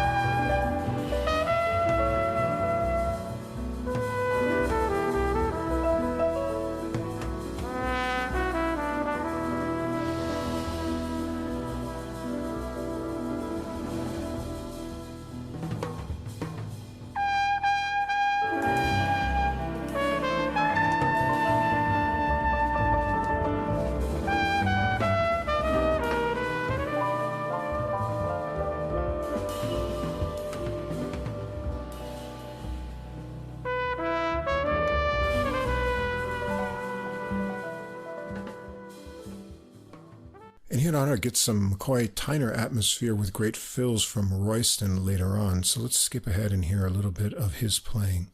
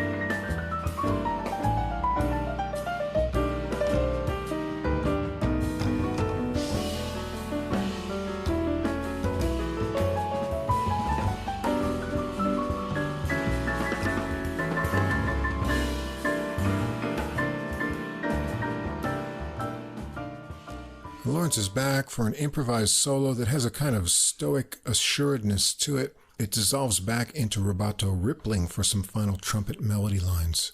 Track 7, another Lawrence original, Between the Lakes. This has a very sparse rhythm section opening of 28 measures. The whole tune is made of composed horn lines that weave and interact with each other with engaging piano fills underneath by Hirohara. Let's take a listen to a little bit of that when the horns come in.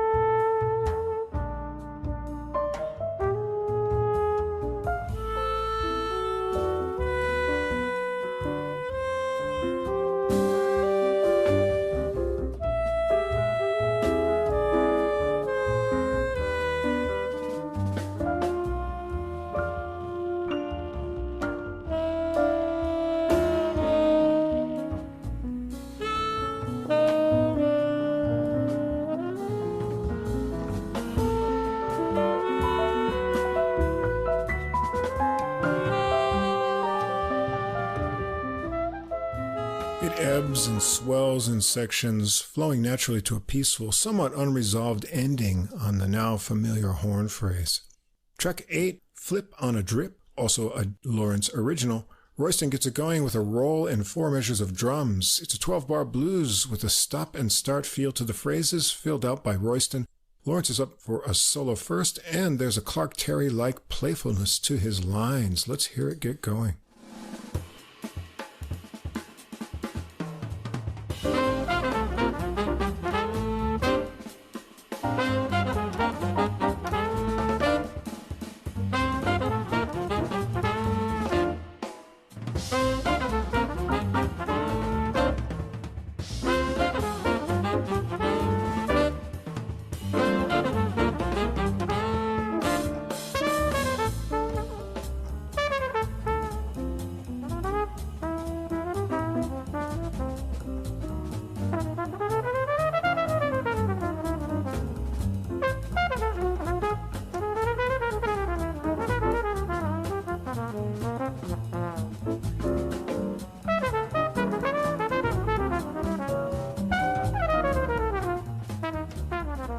He blows on and on with fresh ideas. Rivera has an energetic solo with some final gutsy, bluesy licks, and Hirohara has a really swinging bounce in his lines with a lot of playfulness, so let's check him out on this tune.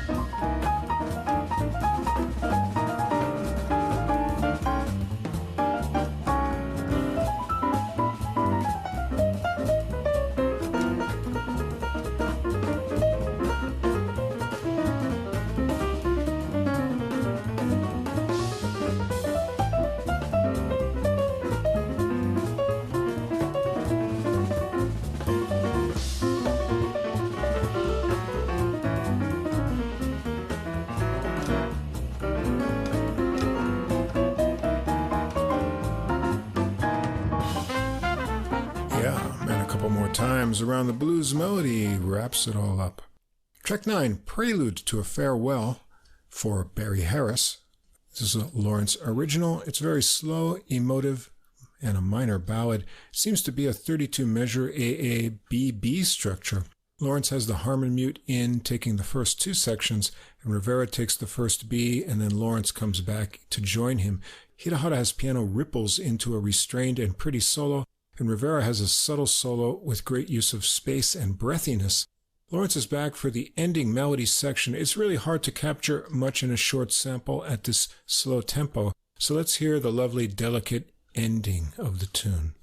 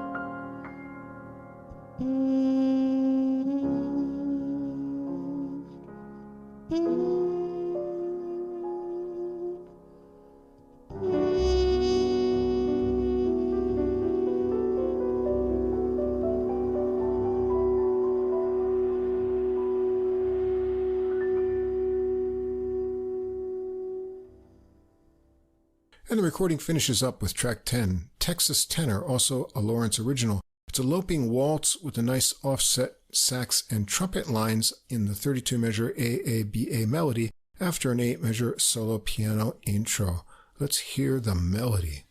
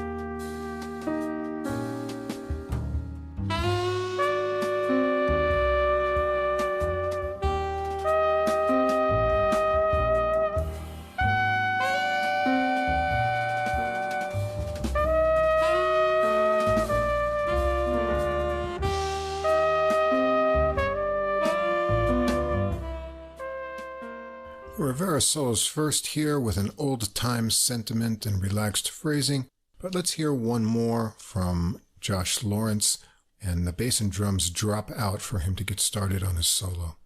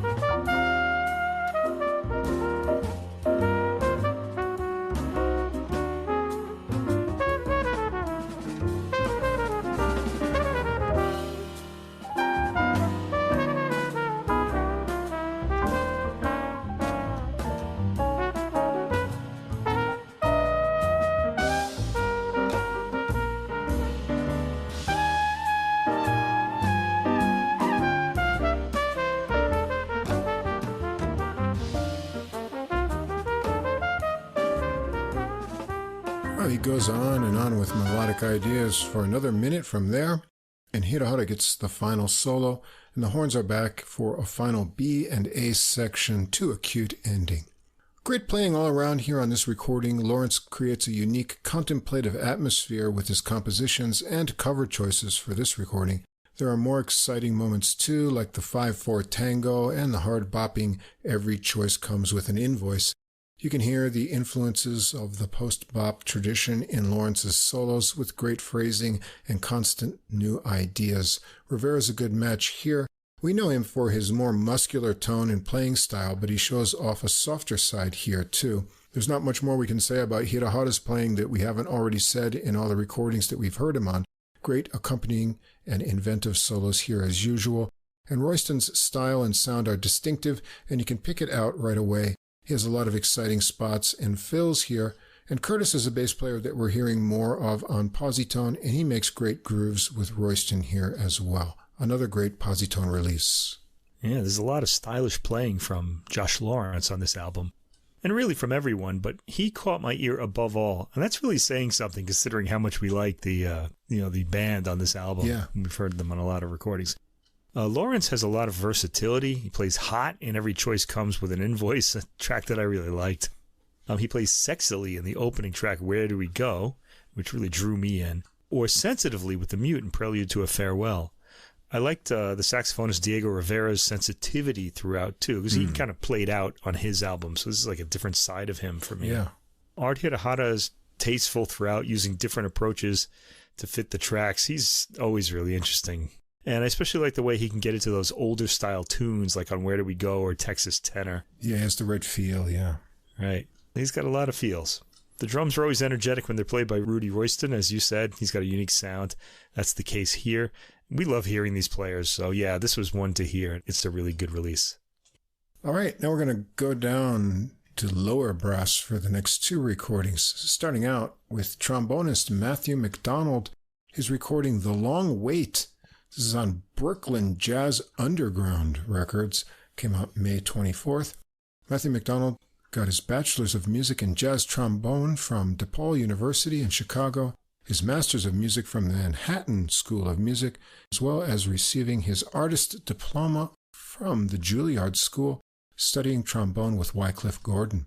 He moved to New York in 2003, and just some of the groups he's performed with are the Lincoln Center Jazz Orchestra, under the direction of Wynton Marsalis, the Max Weinberg Big Band, Mambo Legends Orchestra, Danny Seraphine's CTA, the Temptations, the Four Tops, and the Christian McBride Big Band.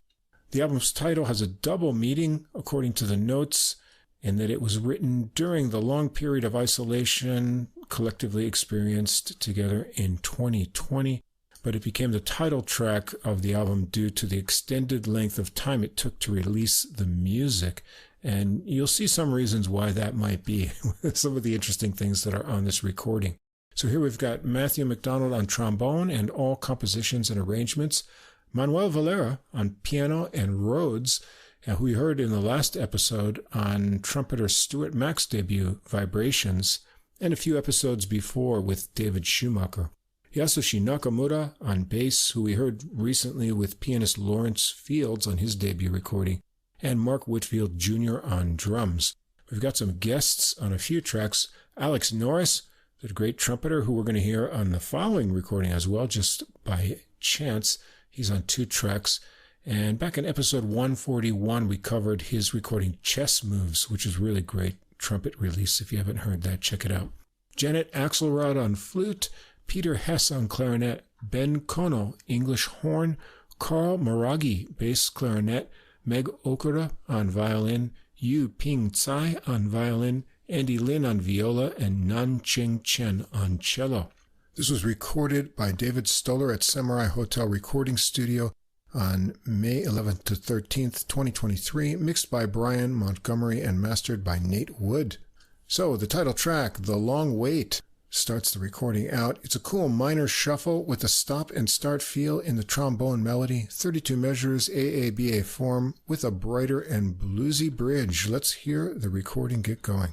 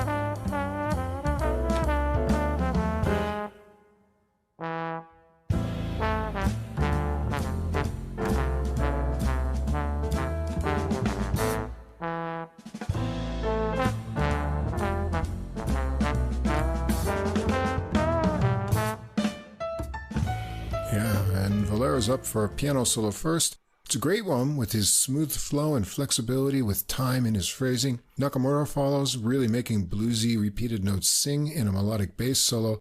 What a great tone. But let's hear some of McDonald's bone tones on his solo in his first composition.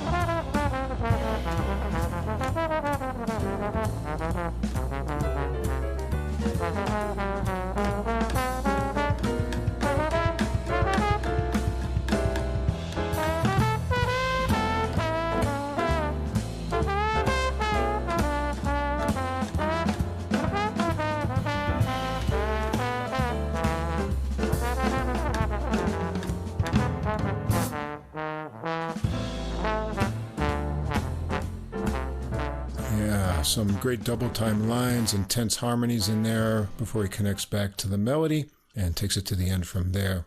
Track 2 is Liebisch, and this whole album is kind of a tribute to the New York jazz scene, and the notes say this is a tribute to the incredible access we have in this city to some of the greatest musical minds of the art form. And then it should be no surprise that this is about the great saxophonist David Liebman.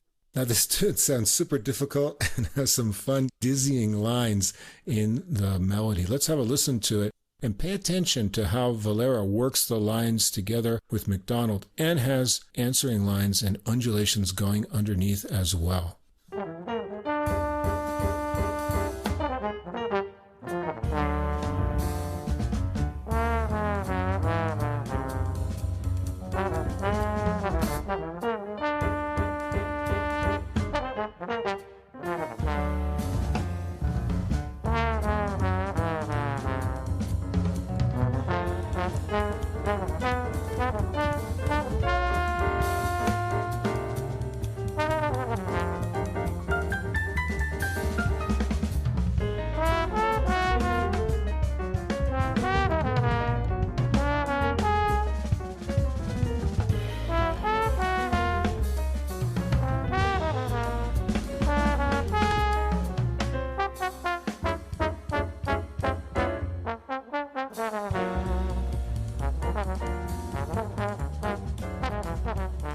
McDonald's off on a solo from there, over the tense modal harmonies. The rhythmic field changes up with furious walking from Nakamura. But let's hear some of Valera's far-out piano solo on this tune.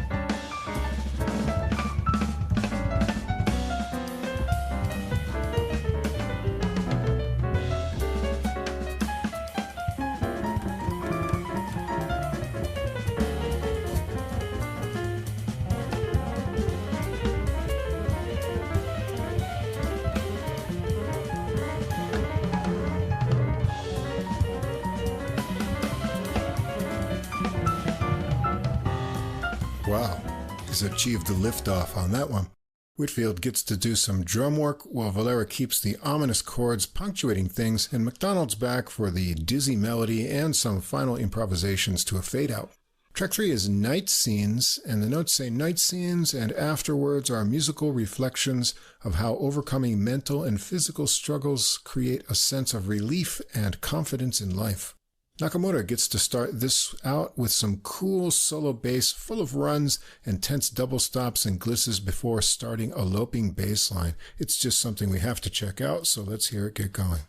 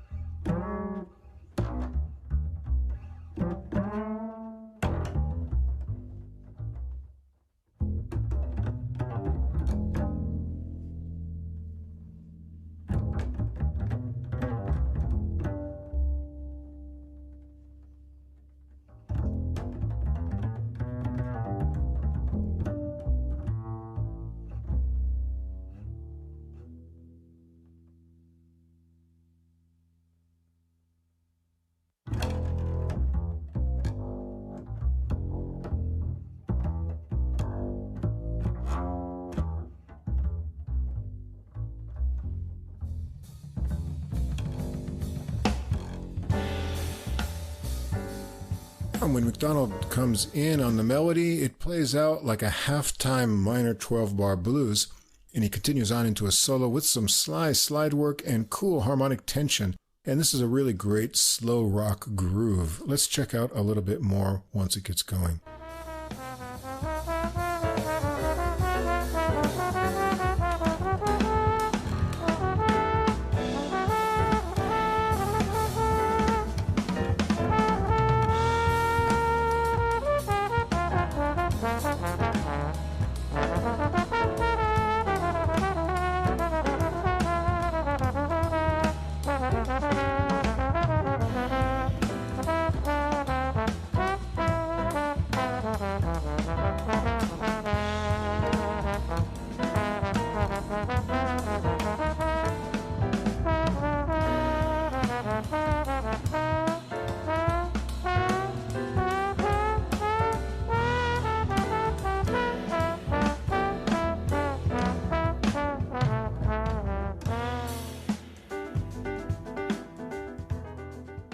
Valera gets a solo next, too, with some great searching lines, and McDonald's back for the melody with some cool pitch play and angsty final improvisations before a chilled-out ending. Track 4 is called Interlude.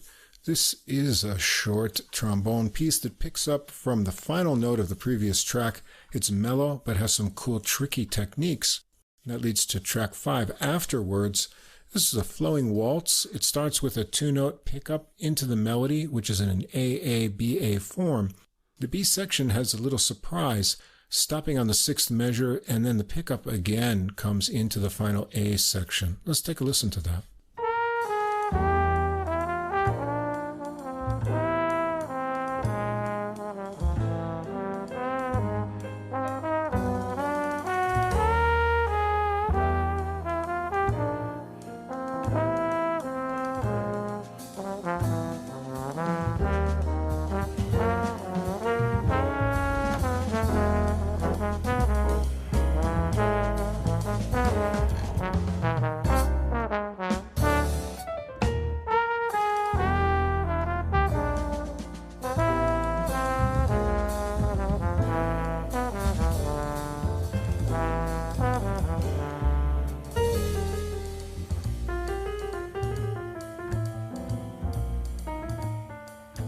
Valera's getting started there on a solo with a lot of free-flowing smooth lines.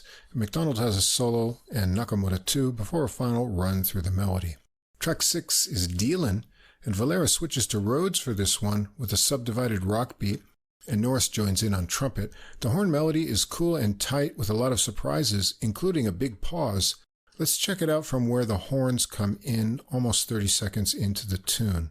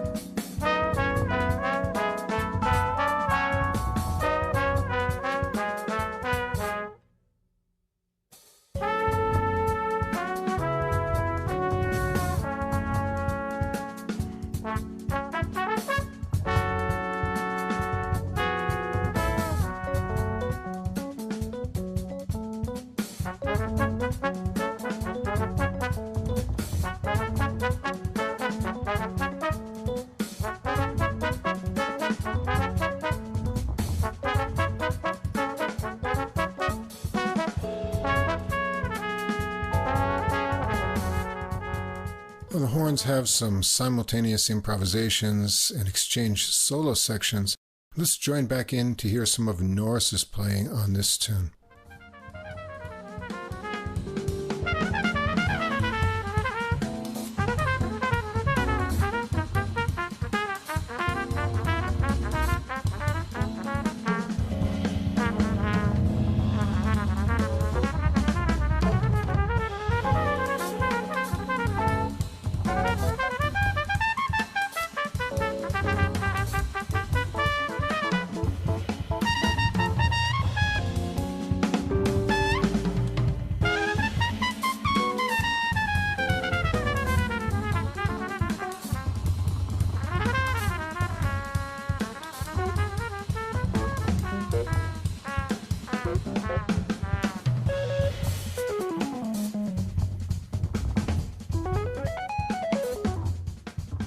Valera follows from there on Rhodes, and I love the cool distortion in that tone. Sounds great. The horns are back for some more interaction before working into a final melody line section. Great drumming on this track all the way through from Whitfield. Track 7 is Interlude 2, and a really different interlude it is, with a woodwind and string arrangement. It's just 37 seconds long, so let's listen to it.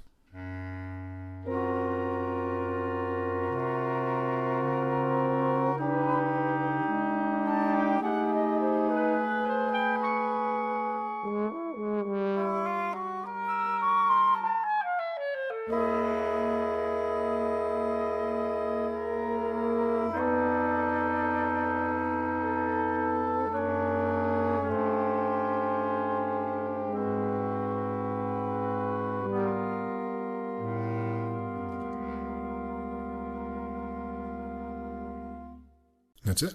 Now, the next tune is called A Chance Encounter, and it's one of two tunes dedicated to McDonald's wife, Emily Feng Yi. I guess that's her Chinese name.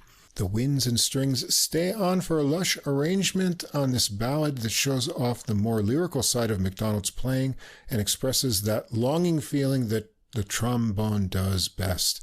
It's really slow with a 20-measure opening trombone melody section, but I want you to hear the climax of that line, so let's start a little bit into the tune.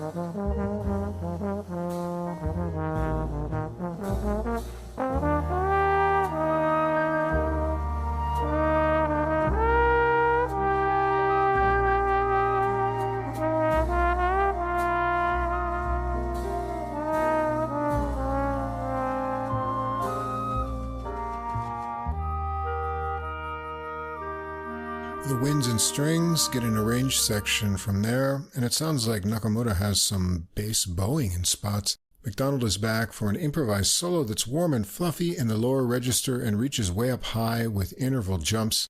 The woodwinds have trills below. After another string and wind interlude, McDonald's back for a final melody line and a pretty ending. Very nice arranging. Track 9, In the Heights.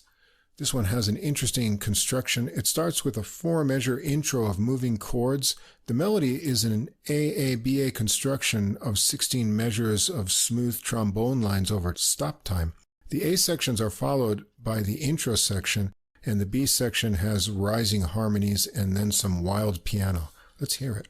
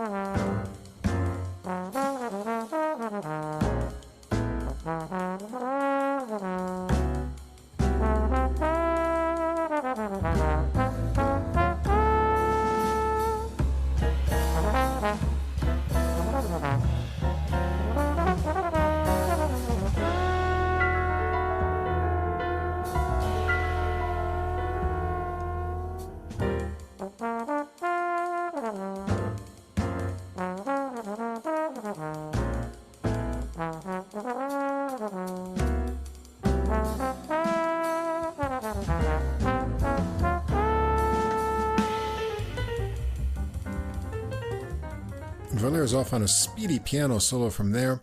The groove pulls back to a halftime feel for McDonald's more relaxed solo start, but after a drift into some dizzy figures, it's going to take off again and his slide gets really smoking.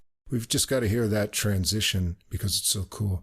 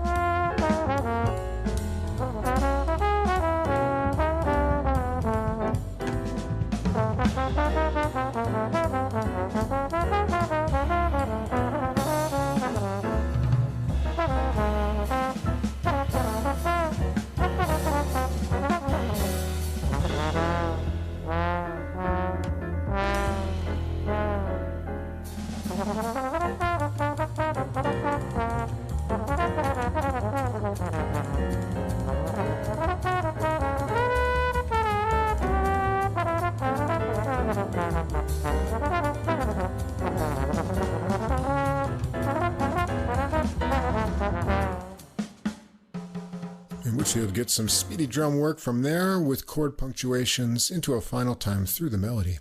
Track 10 is Feng Yi. Valera gets a solo rubato piano opening for this ballad. It's almost a minute long. Things start in tempo with the trombone melody, and the strings are in for backing on this one. Let's hear some of the flowing melody that sounds like it switches up between 5/8 and 6/8 time.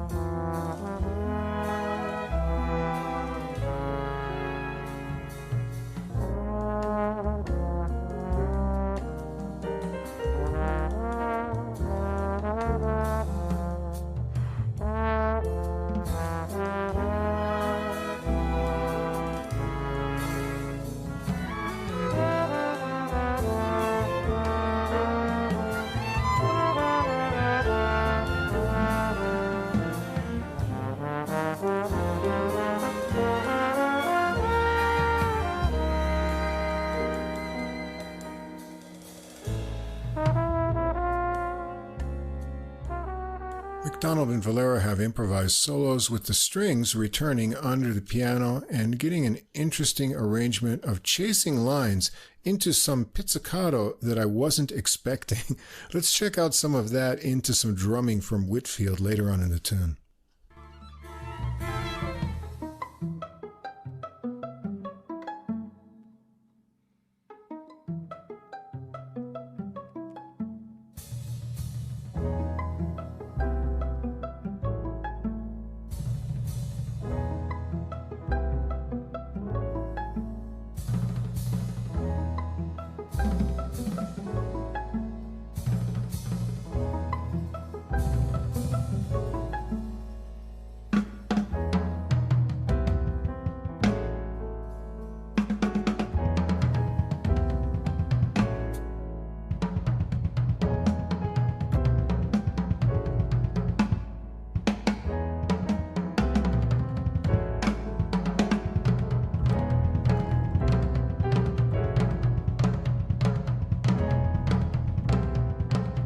Piano vamp and drums continues on for a while until McDonald returns for some final lines to end the tune.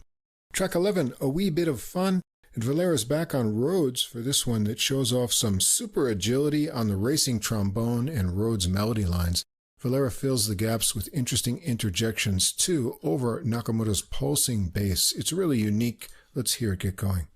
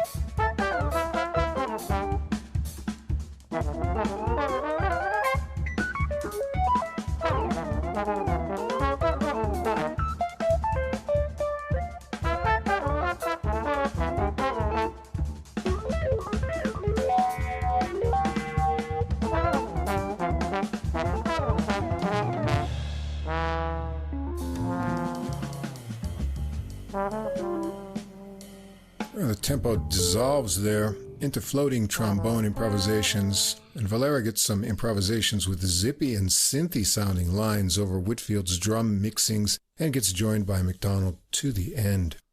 The recording ends up with Going Back, Moving Forward. It's a fast swinging tune opened by the rhythm section and improvisations from Valera. Let's jump in for the horn melody. It's a 16-measure pattern going around twice and splitting into harmonies the second time around.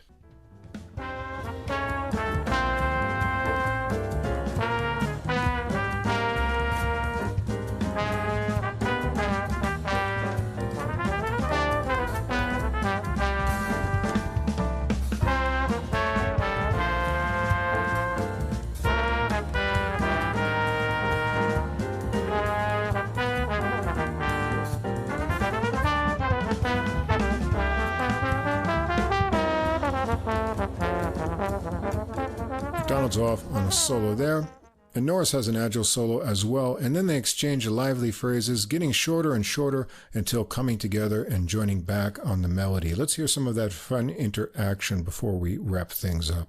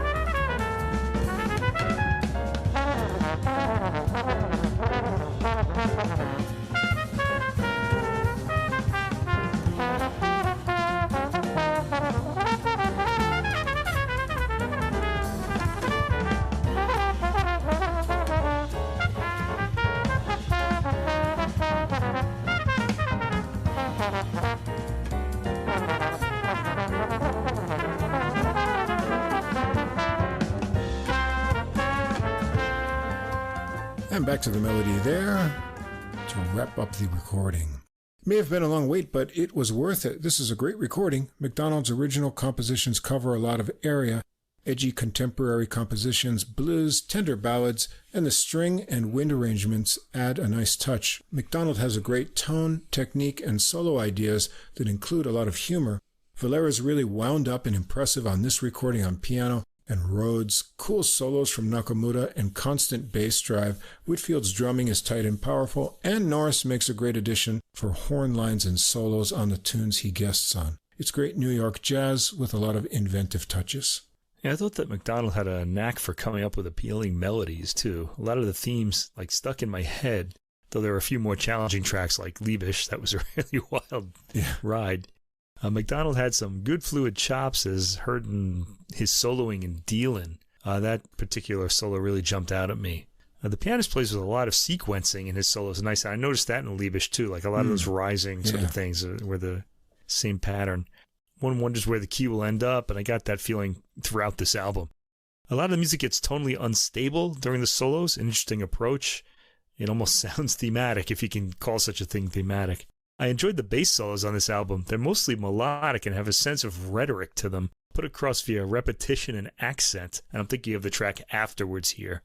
There's some surprises too, like the solo for winds on a chance encounter, and the violin solo accompanied by, you mentioned the pizzicato strings on Fung E. It was kind of like a classical feel in both of those tracks, a real surprise. So it's an album of eclectically arranged tunes and some fantastic playing, I would say.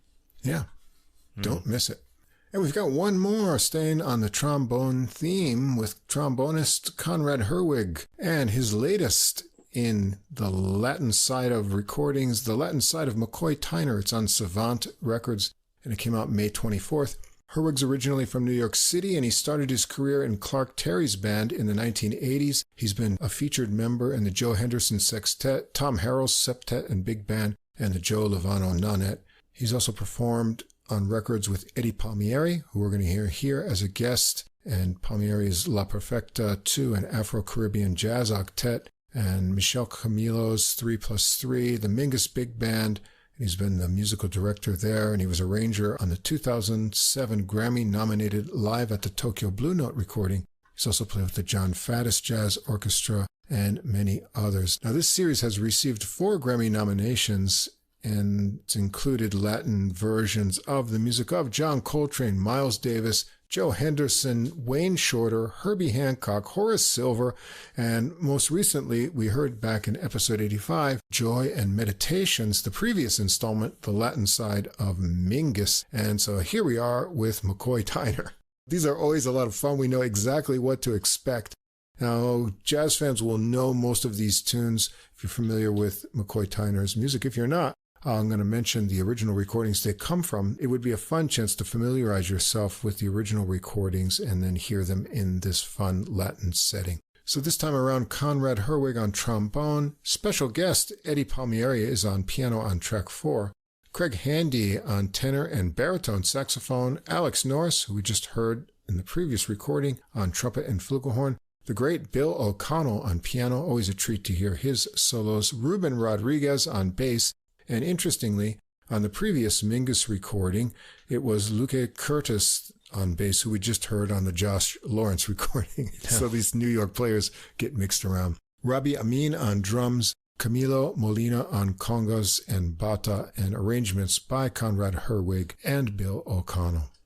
Let's start out with African Village. This is the first track on 1968's Time for Tyner. I'm not sure whose voice it is at the start. It doesn't say in the notes, but things get going with a great groove with Latin percussion and electric bass. Let's hear the album get kicked off.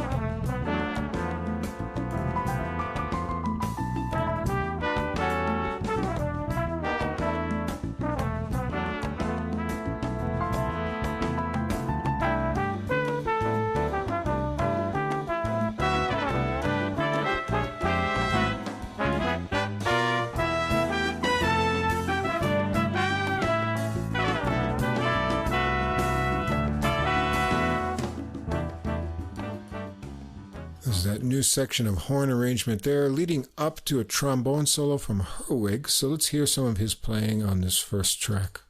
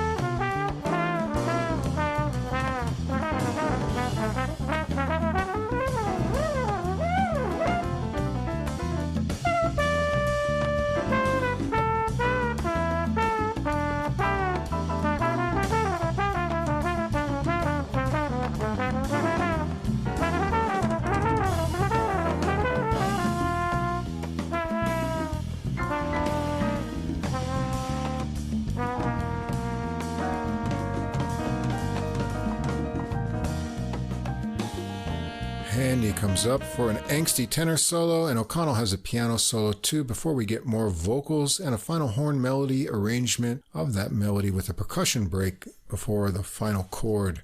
Track 2, Passion Dance. This is the first track on 1967's The Real McCoy. This has a cool stacking horn arrangement of the original opening lines with percussion breaks, if you know the tune.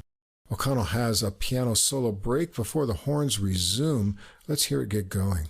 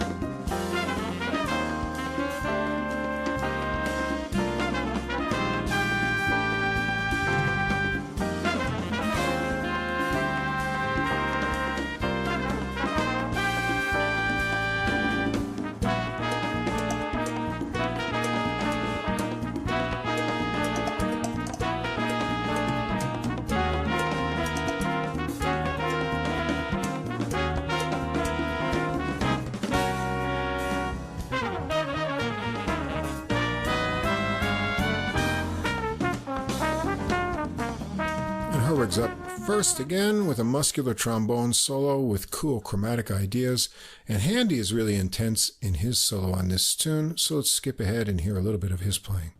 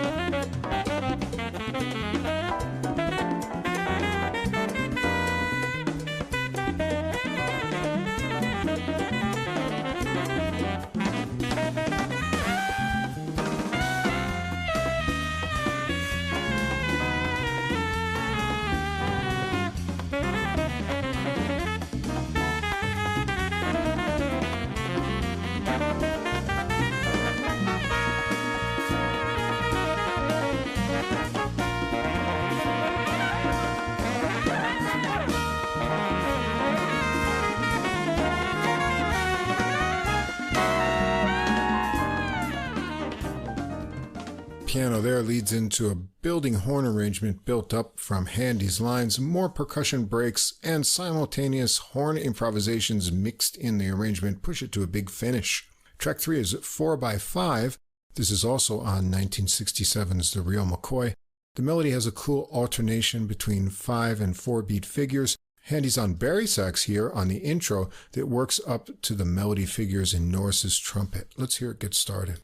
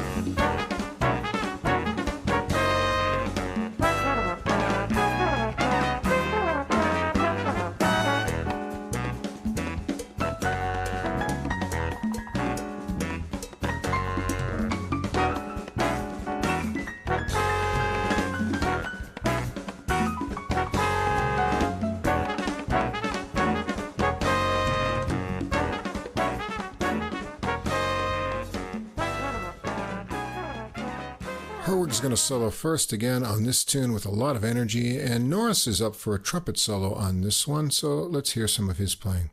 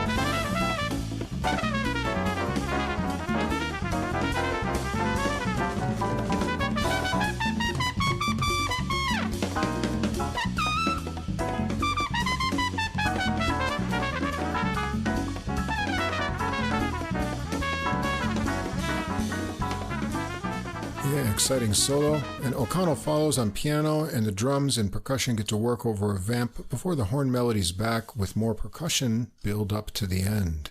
Track 4, Walk Spirit, Talk Spirit. This is from 1973's Enlightenment from the Montreux Jazz Festival, and it's also on 1982 recording La Leyenda de la Hora. Eddie Palmieri guests on piano for this tune and makes a solo rubato piano opening. Let's take a listen to it.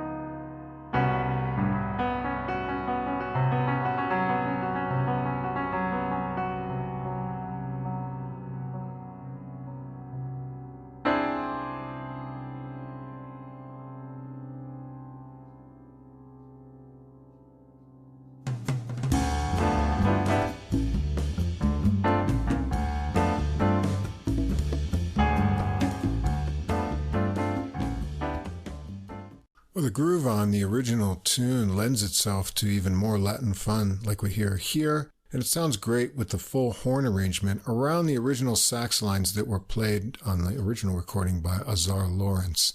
Herwig's the first one to solo here, and Rodriguez gets a woody acoustic bass solo on this tune as well. The horns come back with the melody arrangement and some final improvisations from Herwig before the building final lines. Track 5 is Mellow Minor. This is from the 1995 recording Infinity with Michael Brecker on Impulse Records. This one has a flowing horn arrangement and lighter treatment with solos from Herwig, Hardy on tenor sax, Norris, and O'Connell, and then trading with the drums and percussion. Track 6, Search for Peace, also on 1967's The Real McCoy, and we heard this tune back in episode 150 on Gerald Cannon's Live at Dizzy's Club, the music of Elvin and McCoy. O'Connell makes a lovely piano opening with the rhythm section here before Herwig and the horns are in on the memorable melody. Let's hear it get started.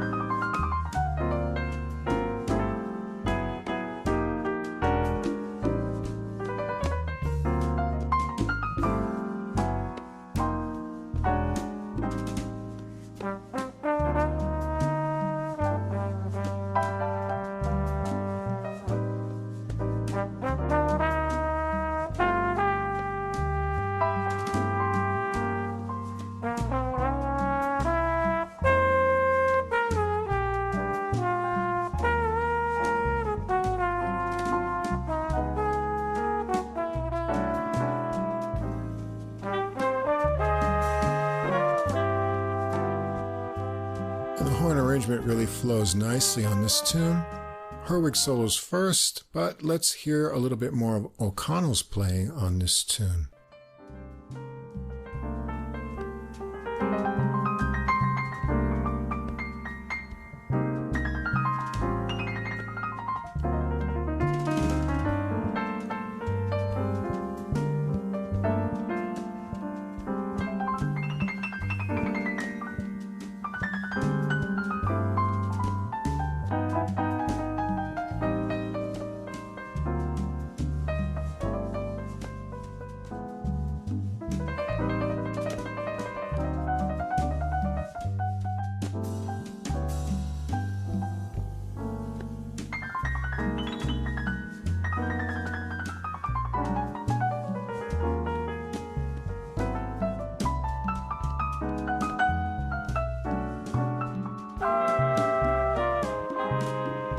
It's always a treat to hear Bill O'Connell's soloing. Back to the horn melody arrangement from there, with O'Connell continuing on underneath with high register improvisations and some impressive trombone flexibility from Herwig over the final held-out chords of the tune. Track 7, Peresina. This is from 1968's Expansions. We heard this one on a record we really liked from last year. That was Richard Boratta's Off the Charts with pianist Dave Kikoski, also on Savant. That was in episode 130, Loving Good Vibes. This has thick horn lines in the melody arrangement and more great piano work from O'Connell. But let's check out Herwig's awesome trombone solo on this tune.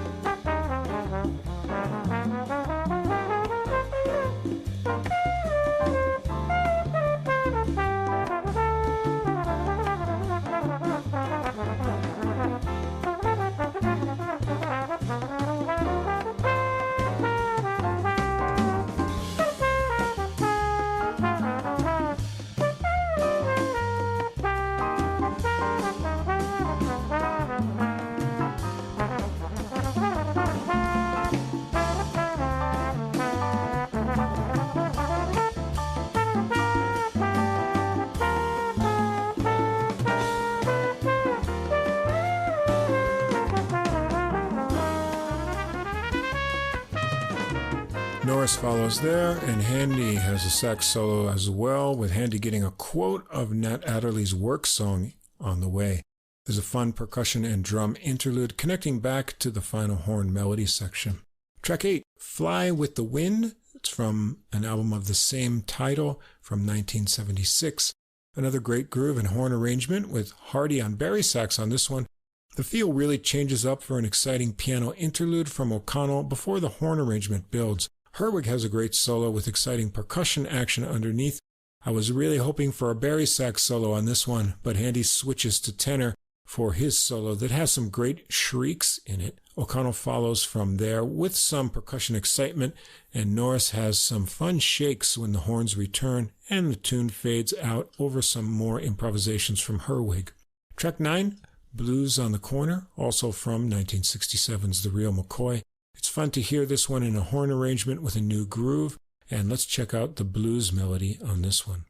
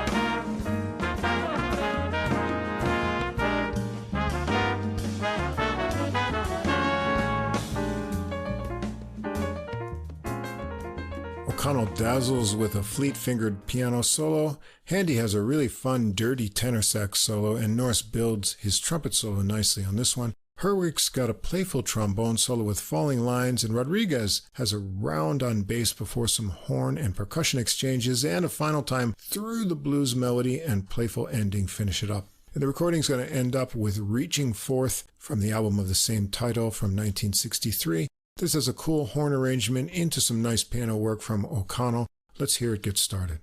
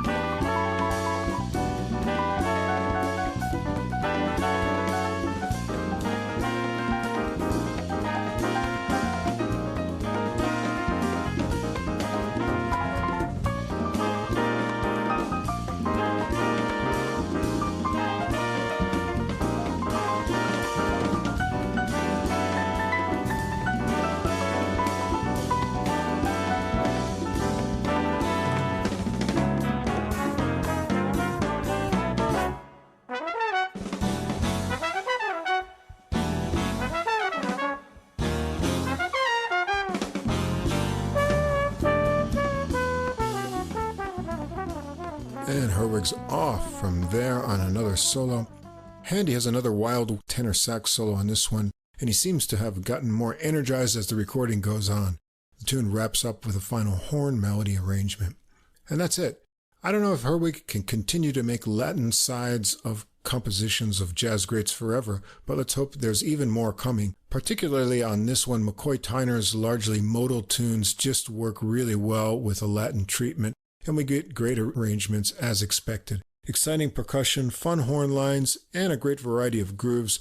Herwig's solos are powerful and inventive.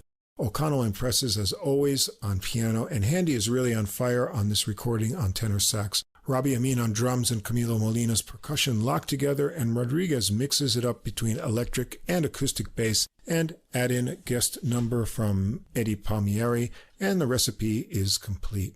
Yeah, I've enjoyed every album I've heard in this series as well. And they go back for me to the year 2013, 2014, the first one I heard.